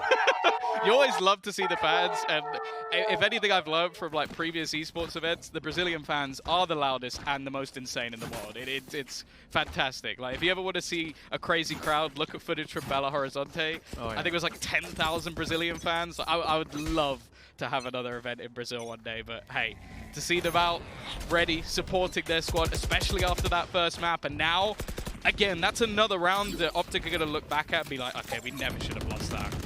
So we had an immediate smoke coming down from OpTic. They're very aware of this short peak in the early round. They discount it with the smoke. Now they look to make their way, I mean, it looked like in towards fighting middle. When smoke faded on short, take a little bit of control there. Crashies need to be very careful. Revealed up like that, there could easily be a player close to the smoke, but he's managed to avoid being taken down. They'll look to, I think, is this just a B main crunch? It looks like they're just going to try and walk it. Les is sneaking his way through. This might be a nasty surprise. This is such an off angle, and he's basically just going to swing straight in. He dashes it to the face. Les gets 2, and more importantly, he's got so much information for his squad. They're waiting on the outside as well, just to almost play this one as a retake because, well, you've just lost that many players. You might just back off. I think it's the right call. The Hunter's Fury put blindly in. This opens the door completely. Finesse can now put down the lockdown, and that's exactly what he does. Spike planted. Attack does come through on the mark, so at least they get something for it. And a little bit of time delay isn't going to be the end of the world for Team Loud. They're happy to wait outside of this and push back in. But quite a bit to work with, actually. All of the utility essentially online thanks to the faster round from OpTic.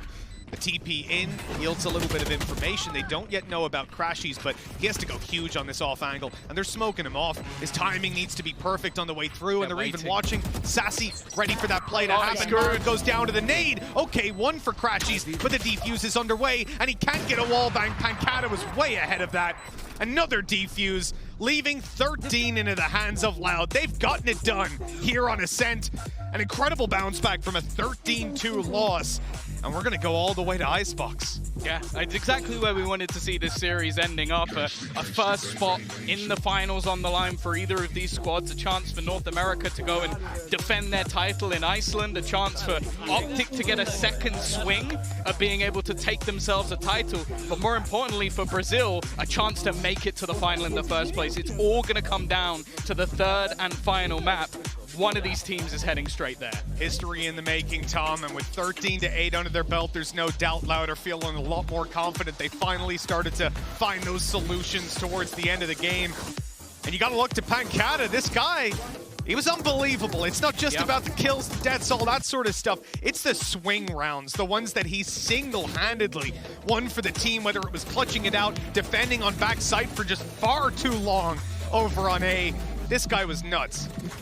Yeah, I think there has to be a small shout out to Crashies as well. Like, he had some huge rounds, some huge individual plays, but ultimately it was the Brazilians that managed to take it over the line, and maybe a few slip-ups here and there. I'm still thinking about the round they just tried to leave a little bit early. Like, we were still very much within a spot where they could have managed to bring this one back. Yeah, right here on the scoreboard, and it was a surprising one, something I don't necessarily expect to see from a squad like OpTic. It's just fantastic to see them celebrating. Like, this means so much to the Brazilian fans to try and make it into that grand final, challenge for a title, something we've never even seen them particularly close. This is the super team, and they need one more map. Well, I mean, you could definitely see the passion there. The poor guy sat in the middle, he was getting all the passion, unfortunately. 13-8, great map number 2. Now it's time to decide who takes it on Icebox, who goes to our grand finals. We'll be deciding that in just a little bit. Stay tuned.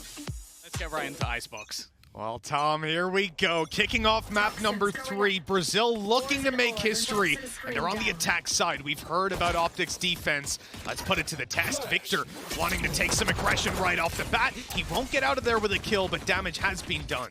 Yeah, he's also forced them back at least a little bit, and you can see that there's already been a wall deep within B, so free information for the side of OpTic in the early stages of the round. And also the fact that they're just going to rely on Ye to almost take contact on the other side. So there's going to be a lot that Loud have to sort of get through if they're going to make it to a site without anybody knowing or without being stopped. Yeah, OpTic's flank game going to be put to the test. You know, with the A site being covered the way it is, Loud are desperately hoping for more aggression to come through. But OpTic are playing this one disciplined, perhaps knowing that they could be running in to a ready attacking side. This is all going to be coming through the tunnel. Pancata's already good for one. Victor with damage done earlier can convert, but now they're going to start to dive down on him from above. Sadik blindsiding and leaving it into a 2v4. They even know exactly where Finesse is, and he'll be taken down with nothing to go his way in that hole. It needed to be a miracle with the elevated positions of the remaining players of Loud, and they do very well there. Like I said, they had to almost force through quite a bit of utility, but also managed to isolate themselves the jewels. And they did it excellently, like forcing some pretty awkward positions to come through, especially the wraparound through tube into the kitchen.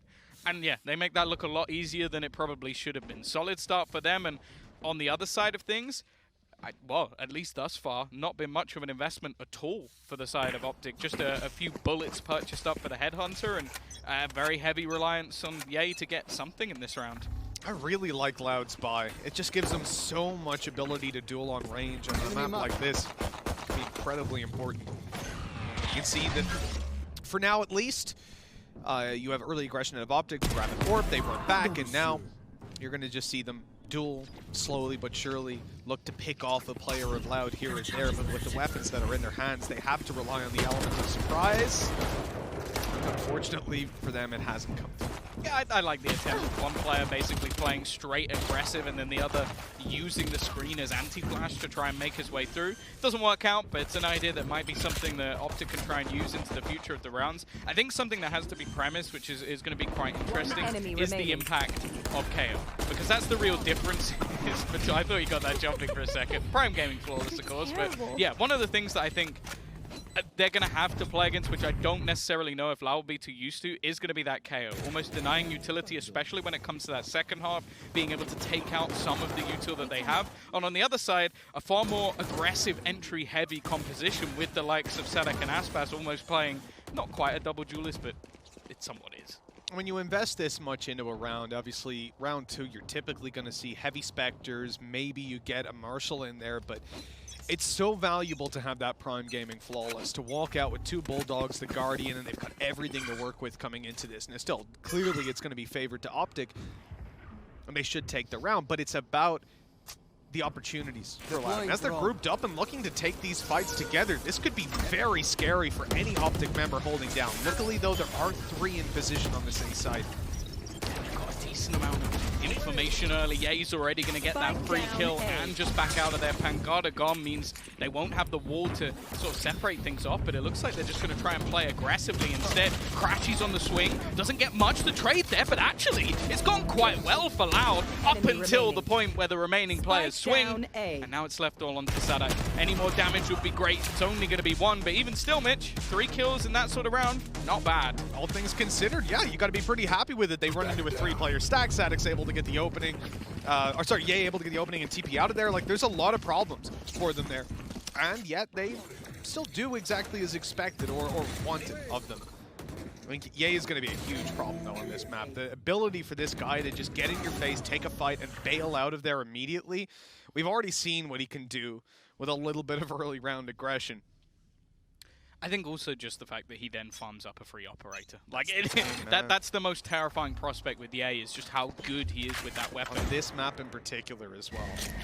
He can go anywhere he wants. Now the buy, not perfect for OpTic. Especially in this sort of scenario, you're kind of hoping you can get things a little bit more clean. I will say as well, though, the 0 points that have been coming through from Victor already, and we're only in, what, like round 4? He's got them so much early information that they can almost work with their rotations and know roughly where these players are going to be. They also have both of their traps just holding into mid control, so any pressure in that direction, not going to be working out for free. It is a different face to OpTic than what we're used to seeing on so far in this series, where their defensive side is very much based around utility, information, and turtling. But on Icebox, you know, you're going to be pushing up every round. You'd be a lunatic. Finesse hasn't been spotted just yet. Playing on the back of Yellow with Judge is a nasty play, especially when there's already players here to tag them on the cross, to give away this information. Now, Sadek, I'm not quite sure if he's thinking about going across. So he's waiting until he gets healed up, but now his utility's destroyed. That's actually a pretty big blow. It means that when he goes around Yellow, he won't be able to TP out. He won't be able to escape. Oh, and it sends them right into the hands of Finesse, who gets nothing done. A good answer back by Les and by Aspas. This round is now in contention yet again. He's actually got the Viper's Pit. Using it here would be a risk. He baits in the swing, goes for the final kill and hits it as well! The Red Bull clutch from Les. I won't lie to you, I didn't believe, was caught off guard, but OpTic, I don't know, they had that one in the bag and it slipped. Sky is 9-1. Les popping off. We talk about the Viper's Pit, he didn't even need it, and the best part about it is that he was so close to getting taken down by that Judge. The timing worked out perfectly for him, and you can see, I mean, all right, hold on, what's happening here? It's waiting for something to go down. Yeah, you can already see that over on Loud's side, they had the same reaction. They were getting loud. They were hyped up. With 3-1 on the board, facing into an eco, this is a beautiful scenario. Interesting, Ye's got the Vandal here. And I think, you know, obviously you'd say, oh, he's got the Headhunter to play with, but he really wants to be able to take a duel and get that Tour de Force online. But that's the thing, one kill can make a huge difference. Never mind! 2 bullets from Crashies is all he needs. He's put this round straight back into contention already. They've spotted out Victor. They are going to have themselves control onto the site. Ye is gone, he gets his orb, but not in the manner of which he wanted. And after some dangerous potential, they put down the Viper's Pit. This could actually work in the favor though, because they can get nice and close. Rez being baited out, the swing will come off of it to defend. And although it's way too close for comfort with, well, technically 4 players going down, Loud at least keep themselves around. Viper's Pit, Rez committed into that, 3 players lost, and then obviously the Rez coming through to bring things back into just 2 alive.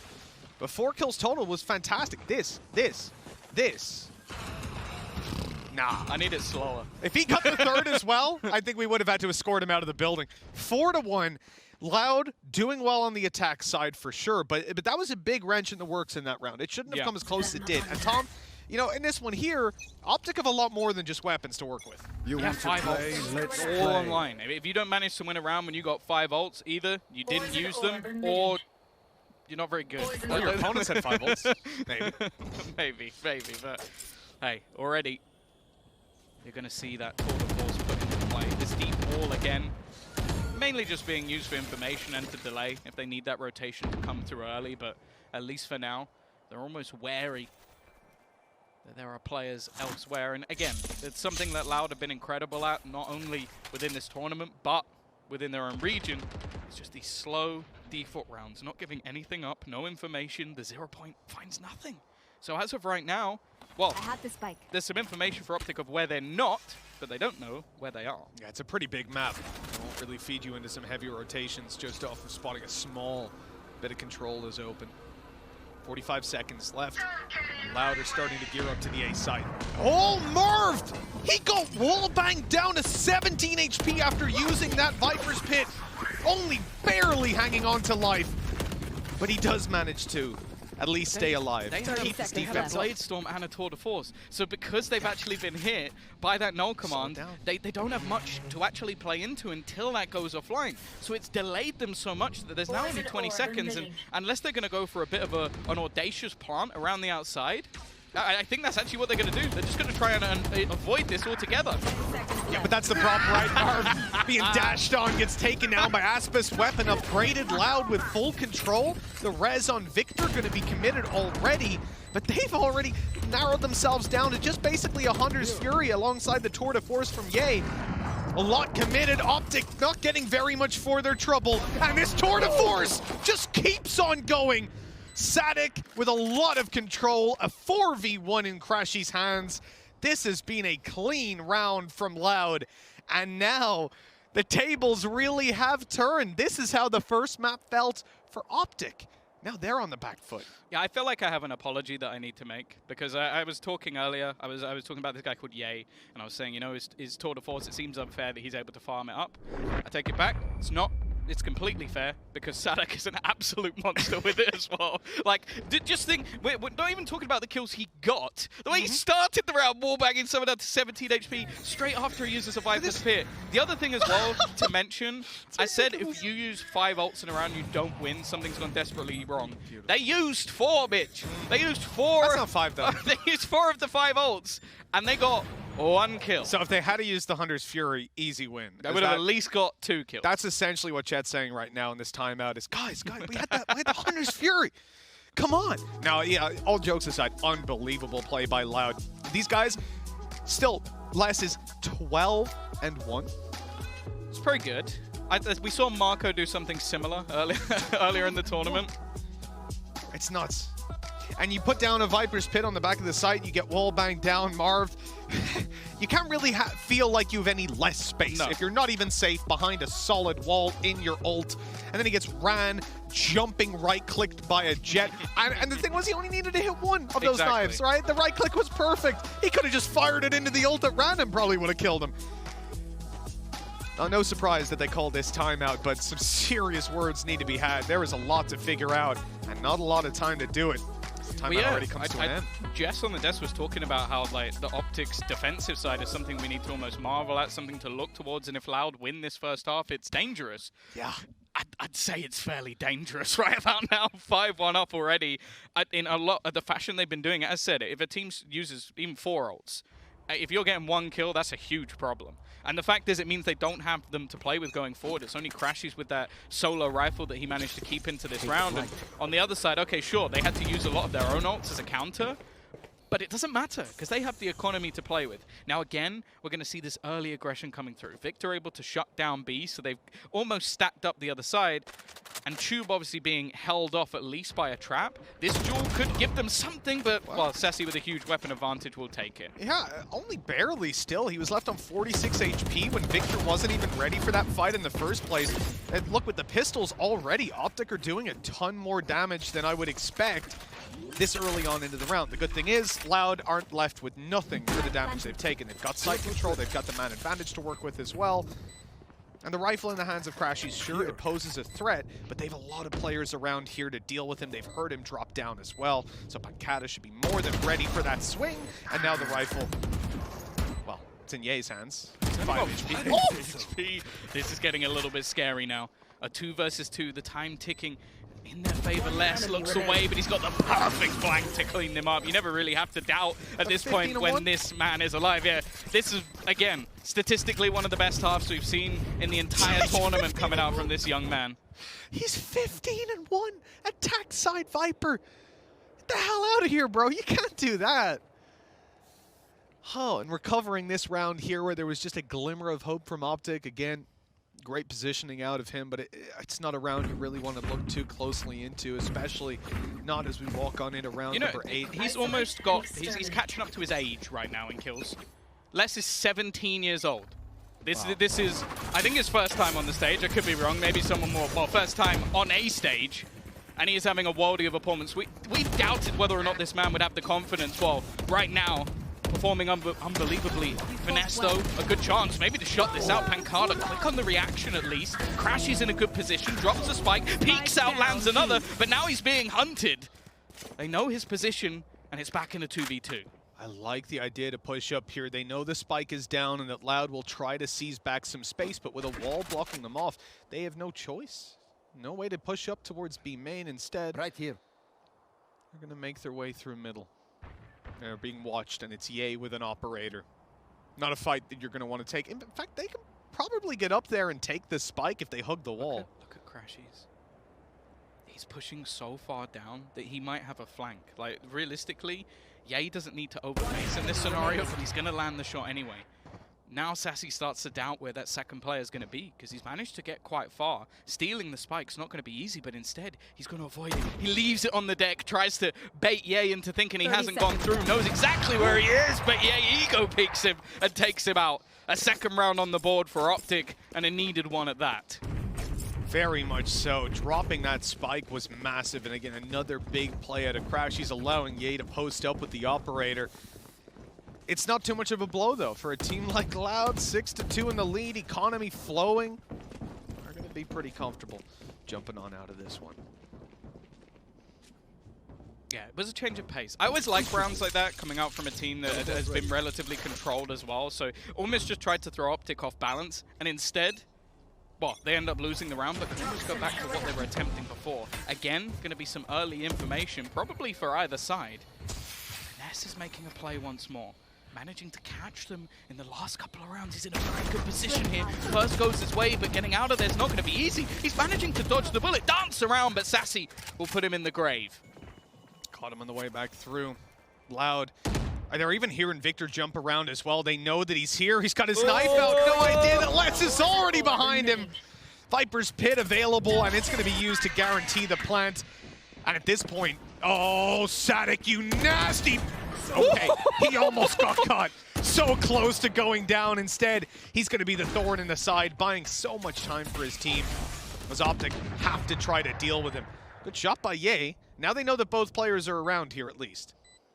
The thing is, playing into the Viper's Pit's not going to be easy. They need to kill Sadak, and actually, Crashes wins that battles as well. The thing is, there is a wraparound coming through from Sassy again, going on that late flank. And he's going to be watching, waiting, killing off those players that they tried to leave, or maybe not killing them off. It's become a very awkward battle. He'll just use his shock dart instead. And while Ye's already made the decision just to save, again, playing into that Viper's Pit just seemed like an inevitable victory for the opposing side. And it will be now a 7. That half is won for Loud on their attacking side. And well, at least they're going to save an operator, I guess. They might not. They really might not. There's a push coming through on both sides. Loud are trying to deny this weapon. They've spotted him out, but Ye gets one. Half a second, and at least one of them's going down, but just about saved by the bell. 7-2 and a timeout for OpTic. They really need to get the ball rolling coming into this round. And look at Les, man. He's still 16-3. Had that Viper's Pit last round, which pretty much guarantees them. That's why OpTic slow it down and end up not going for it. There was just too many things to deal with. The mid flank, the Viper's Pit, and then obviously the players that were still remaining that they did manage to thin out the numbers of. Yeah. But I think Victor as well, just being caught in a position that ultimately he was so reliant on someone not already being crossed and being in the other direction. It was a huge risk that just ends up playing perfectly, especially when the rest of the players weren't really in a spot to do anything from then onwards. They were maybe expecting a fallback in the other direction because of the almost false information that he was selling from his jump peak. So definitely ended up as a problem. Now, you might be looking at Marv in a minute playing an operator. The reason for that is the tour de force is online for Ye. So they're going to juggle some weaponry around just to make sure that they will have somewhat of a purchase going into this one, but it's not going to be a pretty scenario. And again, if Loud manage to win this, especially off the back of them still having at least some finances available, 8-2 and likely no purchase available for OpTic. yeah, really backed against a wall at this point, stuck in a corner. And at 7-2, it's time to step it up. Pause is being called and talked through. And now we see just what they can do. Ye with the tour de force could be a huge factor. We thought it would be, but last time he pulled it out, Sadak had the answer. This time, not even a scoped weapon for Loud to play with. And you've already heard the tour de force pop. A lot of players stacked up on A as well. This is going to be a big fight for OpTic, but they've got to come out ahead, especially when they're stacked like this. Clearing him from this spot. Not going to be easy, but the information there, almost trying to set him up. It's not a shot connected, and he has to duck out. The initial battle not going their way, and in fact, almost having to surrender up the majority of this site. Excellent work from Loud to be able to clear. Pop flash gives them a chance to swing. Crashies already being able to find out one. Ye's got another. The swing from Alves. He's going to connect and go back through. Runs out of bullets, but the jumping shots grants him a third. It leaves Marv alone. Operator in hand. He's given one for free and puts it into this 1v1 scenario. Sadak trying to bait him in up top, swinging across, even going back around behind him. Neither player really having the information of where the other currently resides, but the spike tap might just give it away. Marv scoped in, but the peek doesn't come through. Sadak desperately hoping that someone's going to peek him, and Marv, he will land it on that Red Bull clutch. Oh, wow. I think I was holding my breath that entire time for OpTic. That is a lifeline, a much-needed round win off the back of Marv's big Red Bull clutch. Late to the party. And the fact that Aspis was able to get this done, you know, a stinger was what he was up against there. It was the only weakness that OpTic had coming into it, and you saw Finesse probably would have had that kill if it's a Vandal, if it's a Phantom, if it's anything else. But unfortunately, the stinger doing him dirty. 7-3 we go. Either way, OpTic managed to recover the round. Now they come into this round with Operator, but look at Loud. They've got two ultimates. It's again the same thing. Tour de Force and Blade Storm. Aspis not going to connect to start with. He's going to be cancelled out as well. That's a perfect null command to completely deter any Loud aggression. Yeah, it'll slow down the push as well. Because the fact is, two of their players are currently using weaponry that revolves around their abilities. You've got the Blade Storm and the Tour de Force. Now, this is the bailout that Loud have with their economy, is those two ults can save them when they start to run out. And now they're going to swing back in the other direction. Lesto is actually caught by Crashies. Again, this man just seems so good at catching them off guard and finding such impactful kills. This removes the screen completely. And in this round where, again, Finesse has that weak weapon, having to go to a Spectre, It's huge to find that early duel. A res online to play with as well in the hands of OpTic. And although Loud have theirs, it's down, not looking like they're going to get to use it. Pancata taken down by Marv. Aspis tagged up by the Hunter's Fury. Only barely surviving again thanks to Finesse having such a weak weapon. I'm actually amazed he's still alive here. Rez, though, looking to try and confirm this one. But it shouldn't really be a chance. That's the problem. He's only got himself a single knife remaining, and while that's already going to dissipate, it leaves it all onto Sassy, and a good recovery there from OpTic. Not allowing anything to come off the back of those weapons.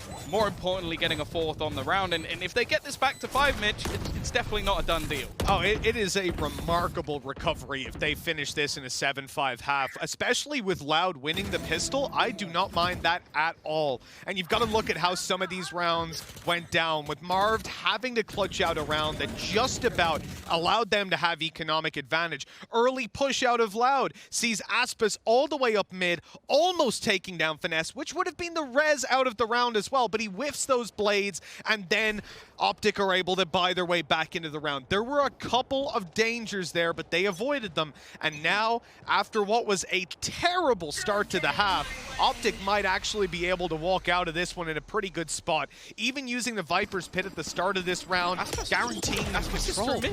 Yeah, he's walking up. He's ready for this. He's heard it. But it's too late, though. Aspas is gone. Like, sure, he's going to get one behind him, but now his teammates being pressured. A plant likely, but another shot landed from Ye.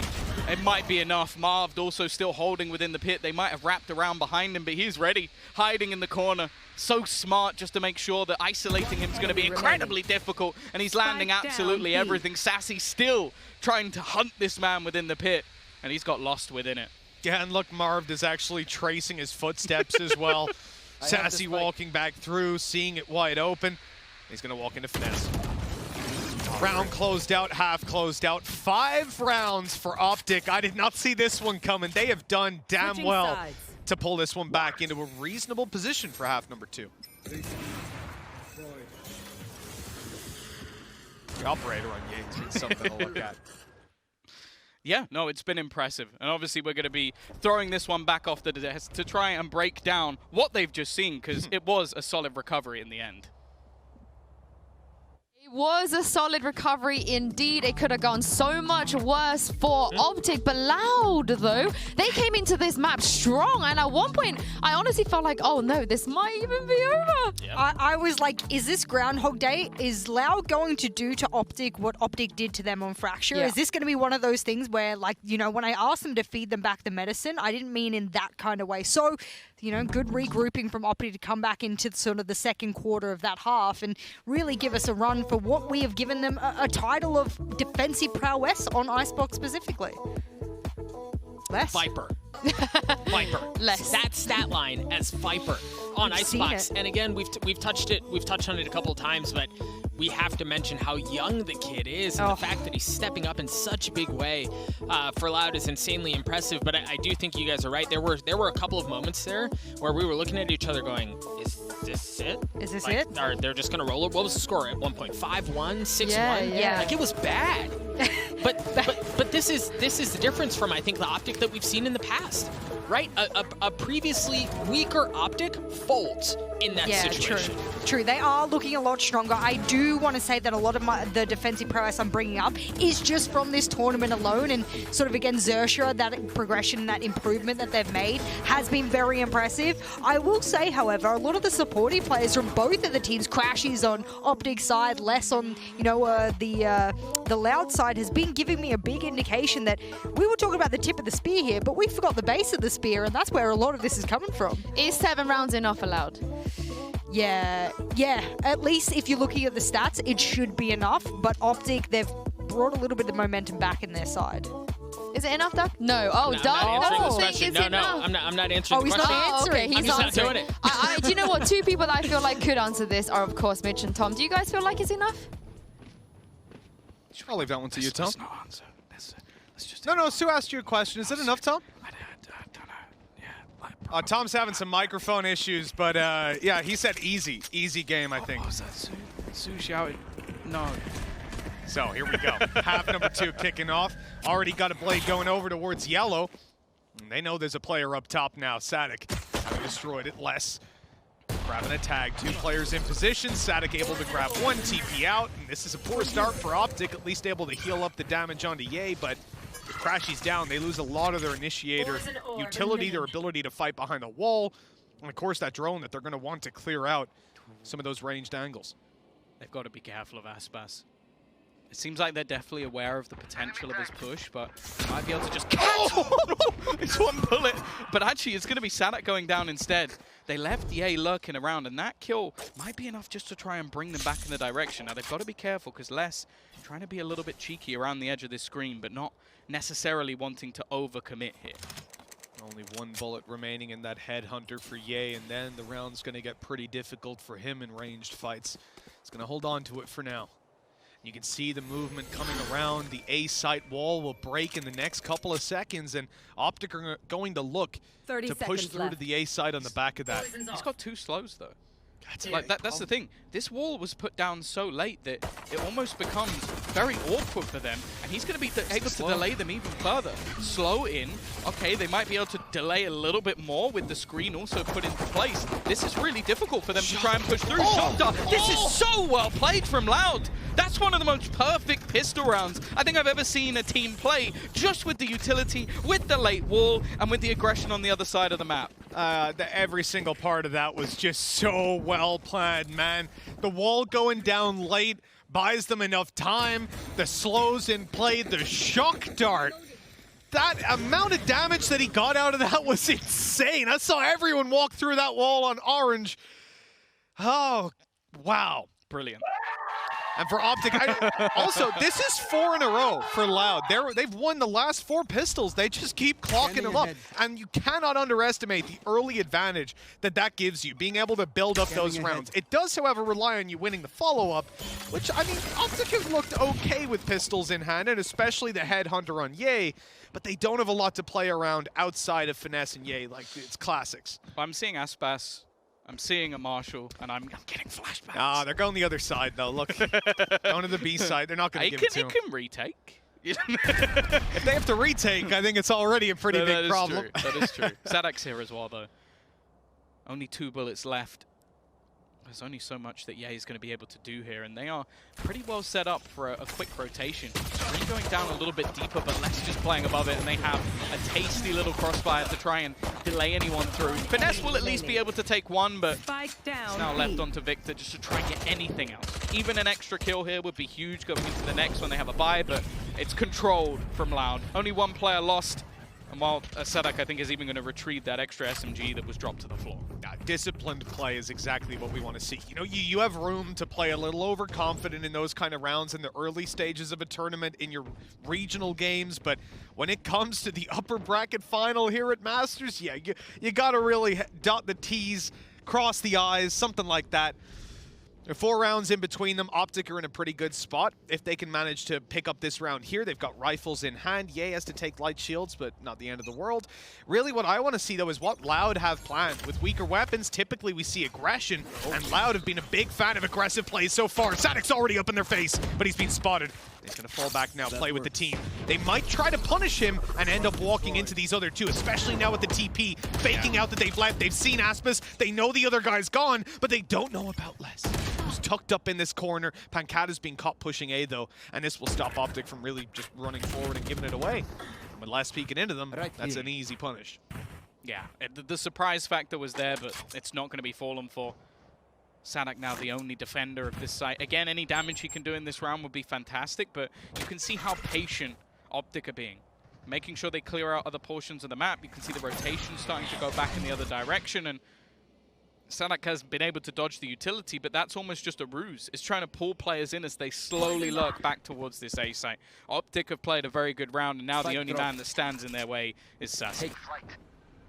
Drone might even spot him out. In fact, he gives it away first. The peek yielding no results. The Bulldog tagged up on his way back out, and the punish from Marv catches both.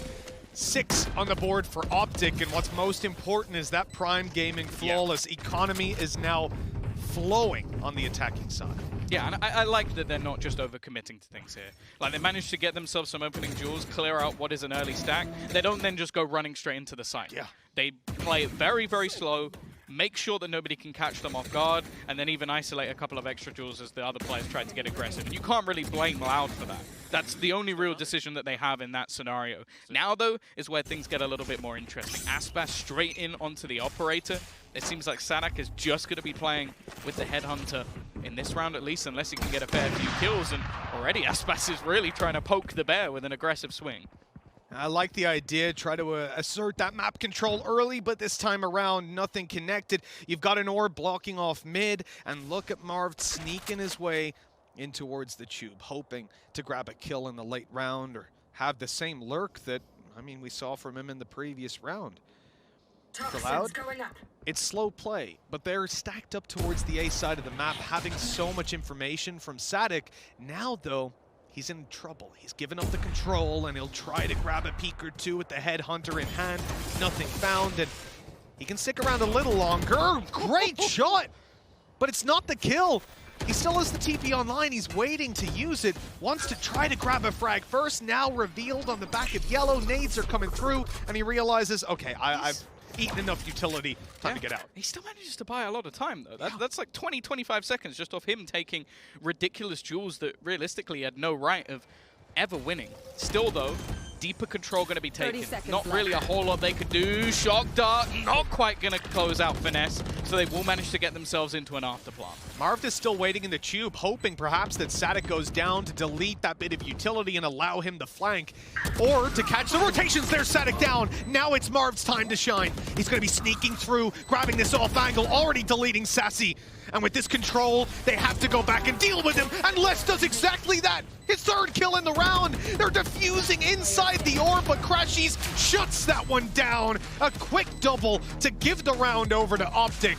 And with 7 to 9 on the board, I think Loud are going to be backed into a corner. Their economy's down and out. OpTic are closing in the gap. Very intelligent lurk there from Marv. Like, even though he ends up falling on the wraparound, it's more so the time that has been bought. And for the rest of the players, it became so incredibly difficult just to actually deal with the players in front of them when they know that there's one lurking in from behind. Again, nice attempt from Les, and it will grant him his Viper's Pit going into the next. I don't necessarily know if he's going to be able to use it. And for OpTic, well, this is them right back into the map, a map that they were looking out of in the early rounds. Yeah, an incredible recovery. The mental to keep themselves in it the whole way, and I mean, I'm sure that first map helped, but it's been hard to find a lot of positives when we started things out here. But now with just 2 rounds between them and pistols in the hands of Loud, this is the most promising prospect for OpTic so far. Now, Loud, obviously we saw them try some nasty setups towards B earlier, and OpTic really didn't fall for them.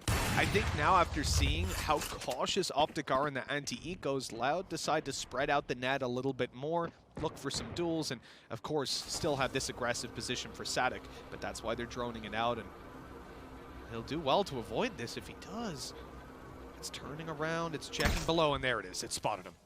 Yeah, he's definitely stuck in an awkward position, but it's just going to be falling back.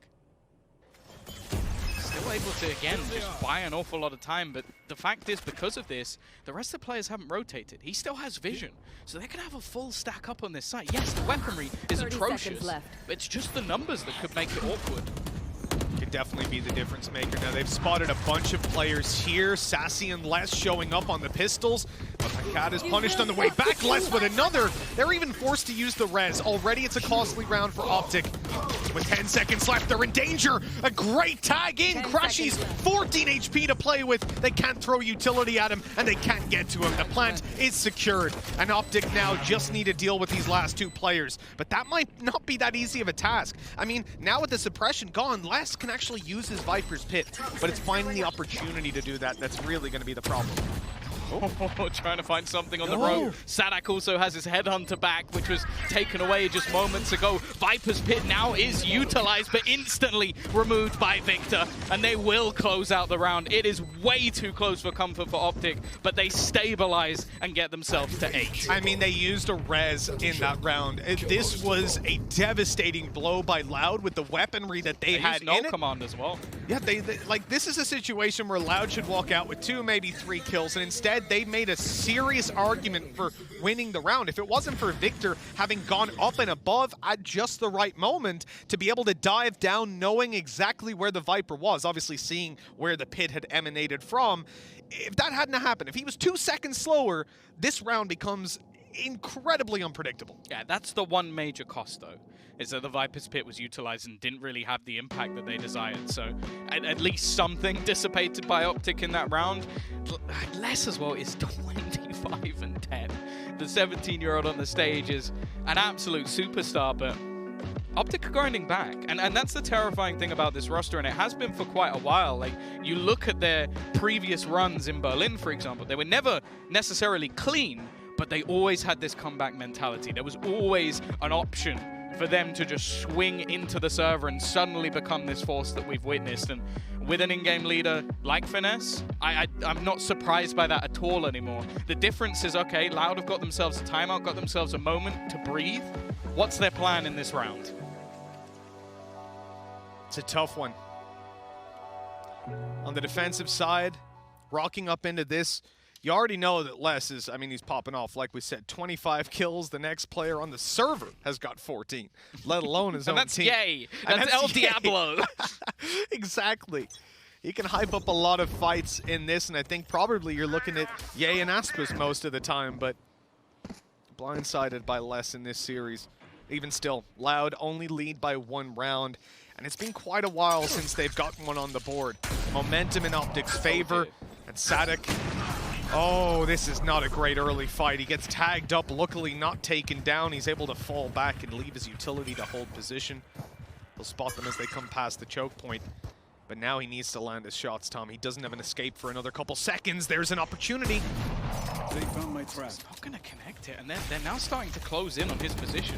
This space is not a particularly good one. Left completely blind, and that has gone as badly as it could have done. Sadak completely isolated, and now Sassy's going to pop himself the Hunter's Fury, desperately trying to get them something back in this round. It's a couple of tags, but no kills. 2 tags will help, and Aspis is on the flank.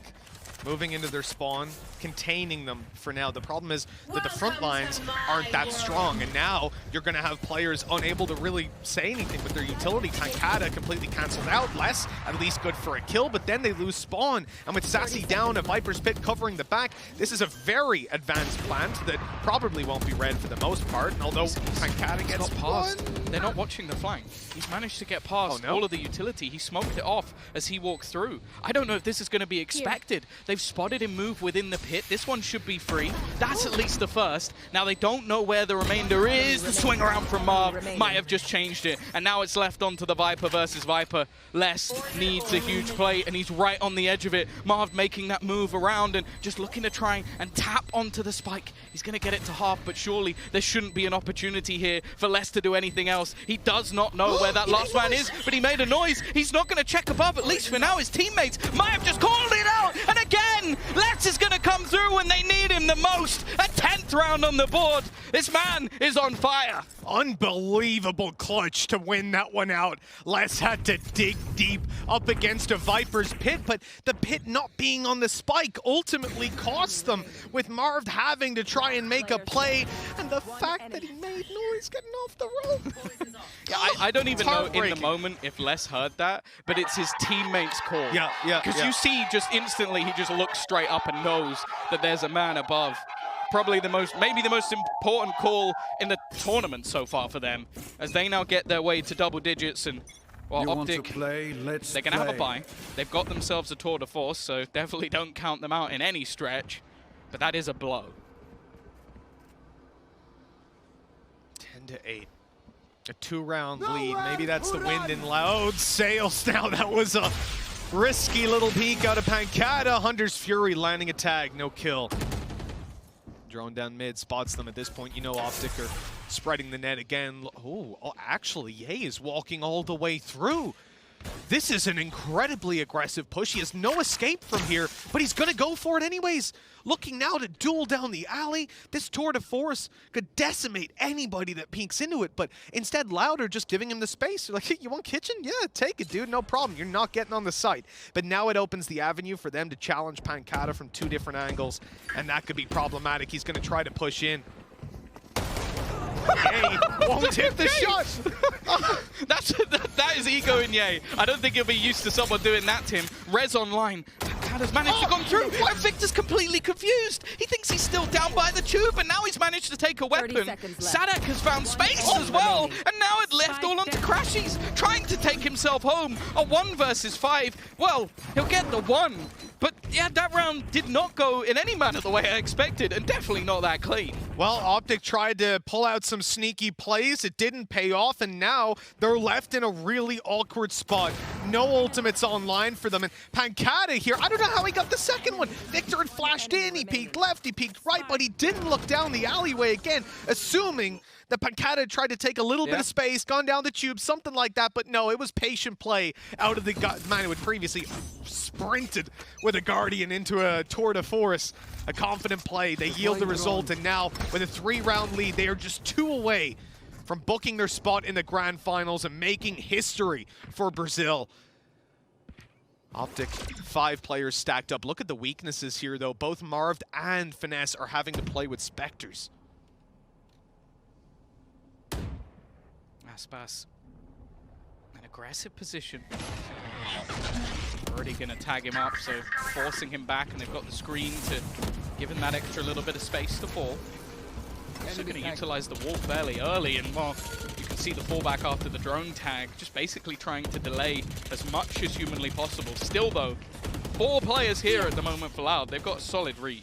Oh yeah, they know exactly what's going on again. Sadic's aggression has been incredible. The only risk is somebody walking through middle, getting behind them under tube, but even then, that's Sassy's responsibility. He's been watching it, he's been using his util. OpTic making their way forward, and Aspis will be probably the first point of contact here. The wall's just gone down, revealing a lot of these players, and a whiff. This could be costly. Aspis up above is taken down, but that's the only kill for OpTic. They're left down with just 1 man, and Crashies gets nothing done. 12-8. This is going to be map and series point for Loud. They need 1 out of 4 to book their spot in the grand finals. Yeah, definitely a story that some won't be surprised at. I know that there's a maybe scared Bala currently in the green room worrying about his hair. It might be lost because this team is looking so incredible at the moment. They came into this tournament as maybe one of the favorites. Even saying Definitely. themselves. They're a strong team. But they said themselves, don't hype us up too much. Yeah. Don't put us on that pedestal. I feel like we might have underrated them just because of their own comments. Yeah, sorry, Sassy. We're going to have to put you up there now, man. I mean, I think Sadak actually avoided that drone. Okay, Pancata down. I like the flash play through the smoke, detecting a weakness that mid play didn't have the utility to cover. The wall's going to be broken, though. They can't commit to the plant. Instead, they stand and fight, and that's exactly what they needed to do. Aspis, the last man alive. And a 1v4, an ace clutch needed after already finding Marved. This might just be a little too much to ask, and it looks like OpTic will stay alive for at least a moment longer. Yeah, it seems after the last round, they've taken the information they gained by Pancata's previous position and used it to their advantage in this one, a much faster paced take. Now, for Loud, in terms of economy, there's not a lot of risk here. On the other side of OpTic, they can't really afford to fight this man too much. You can see he's got his Bladestorm. So he doesn't even need to really worry about losing his weapon here. There'll be plenty available, whereas they have to be very careful. 3 kills for him. Again, going to force a lot of rebuys for OpTic going into the next round, and they will still have a buy. 3 attempts to close this out. A buy here, a buy in the next round. And Ultimate's online as well. Everything is set up for Loud to take this across the line. OpTic have got a monumental task ahead of them. That's the thing, though. It's never, especially with a team like OpTic, it's never over until you've got that 13 on the board. So there is plenty still to play for here. Weaponry, not going to be too much of an issue. An early use of that Viper's Pit The drone actually not going to be able to completely clear him, or spot him at least. An aggressive push from Aspas actually dropped. This luck has worked out wonderfully, and now he can try and reclaim that control over the pit. This man is on 30 kills and looks to try and find a couple more. Victor and Ye both 1 HP. They've been tucked inside this ult the entire time, waiting for the aggression to come through, waiting for Les to retake the control. And there's the reward. One dropped, rotations heard. They know now that the A side is where the push will come through, and Sadik has caught them on the cross. Now they can sit back. They don't need to overcommit, but with 3 players on the A side already, Loud want to fight. They want to close this one out with a bang. The res, though, onto Marv. It might buy them a little bit of an opportunity. Less attempts to punish it, but he'll get nothing. And because they saw him and the pit now went down, they're going to walk onto the beam. This is so much information. There's a res on the other side, but it's likely not going to be utilized, and that control will grant an afterplant for the side of OpTic. Not much they can do about that. Wall not going to be broken in time. Leicester over the top has managed to catch another. A Viper's pit on the other side, and a lurk from Crashies makes it back into a 3 versus 3, and still the pressure on for Loud. Take a look at what Loud have to work with here. No drone to find Marv inside that pit. Rez gonna come through. They're committing to it. 4v3. So difficult to get this control. They hope that the spams will yield them something at least. And they've spotted one up close. Finesse dealt with. This is getting scary for OpTic. They're on the back foot now. Stuck right at the back of the pit. Crashies is charging forward, trying to deal with them, and he's doing just that. It's all left on to just one. The spike is gonna take them both down. Marv, the man who went down, rezzed up, brought back into the round, used his Viper's pit, securing, buying them so much time. That was a close one. It relied on OpTic digging deep, but they've done it. Still, 2 more needed to make this happen, and that one in itself, we don't see this, but that one was pretty close. That's the thing. If they end up winning this match, this series, I feel like Crashies has to be the MVP. Even though it was a phenomenal first map from the likes of Victor, I just think the amount of sheer impact plays this man have been off the charts, keeping them in rounds, winning them rounds, and now another timeout being taken for Loud. Again, they can still purchase. That's not going to be the end of the world, and there might even be a piece or two in terms of shields missing for the other side. They've also got some pretty powerful ultimates online. A Hunter's Fury in Sassy's hands really can do a lot of damage, although Crashies has one as well. But I'm looking at that Blade Storm. I feel like we haven't had too many pop-off rounds from Aspas in this game so far.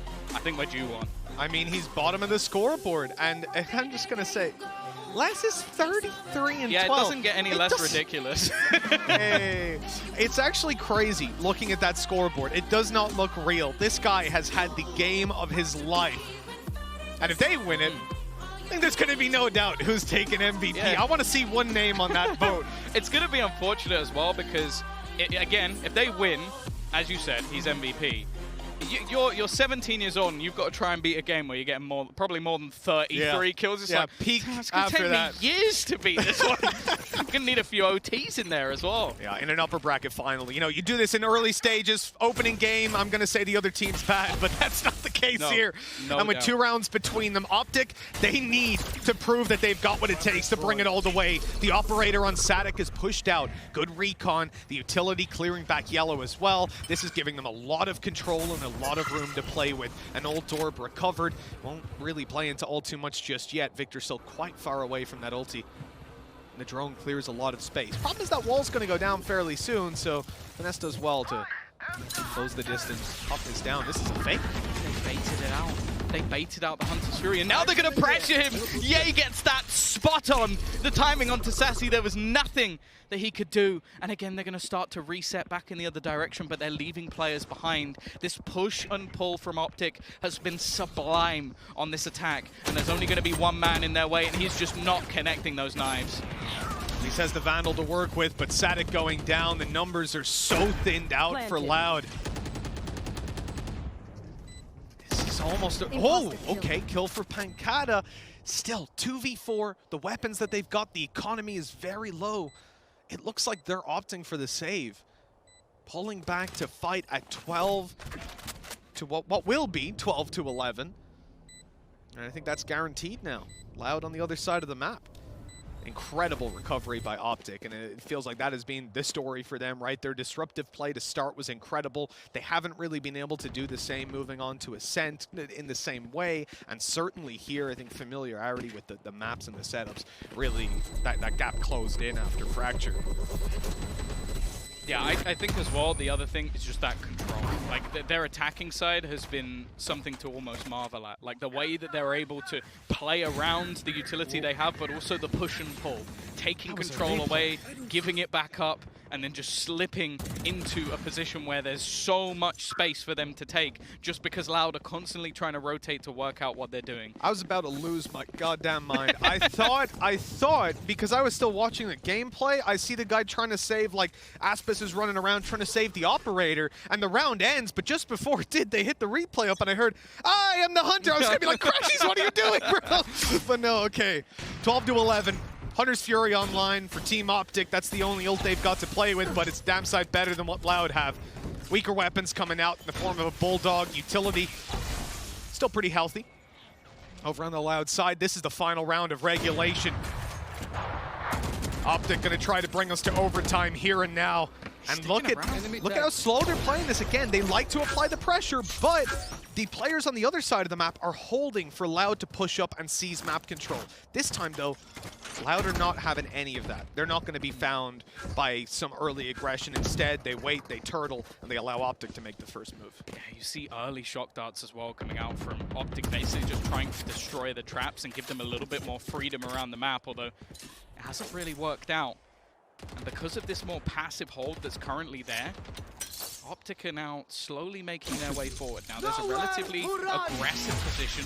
They're also going to pop themselves a Hunter's Fury. This actually pulls more players in towards that A site, but it hasn't baited the rotation just yet. Sadak holding on the edge. He's still got the ability to escape. 30 seconds. He's just going to wait for that pick, and he nails Marv. That's a problem as well, because that removes the screen. The snake bite down instantly stops any sort of a plan from coming through. They don't have the utility to cover as they push forward. All these angles opening up for Loud, and the kills are going their way. It's left to Finesse, and he falls as well. Brazil have done it. They've made history as they go all the way to the grand finals. From a 13-2 defeat on Fracture, from elimination as Vikings last time in Reykjavík, they finished 5th to 6th. They now have a guaranteed top 2, and a Brazilian team makes it into the finals in Iceland, the first Masters event of the year, and they beat a team that has already been there before.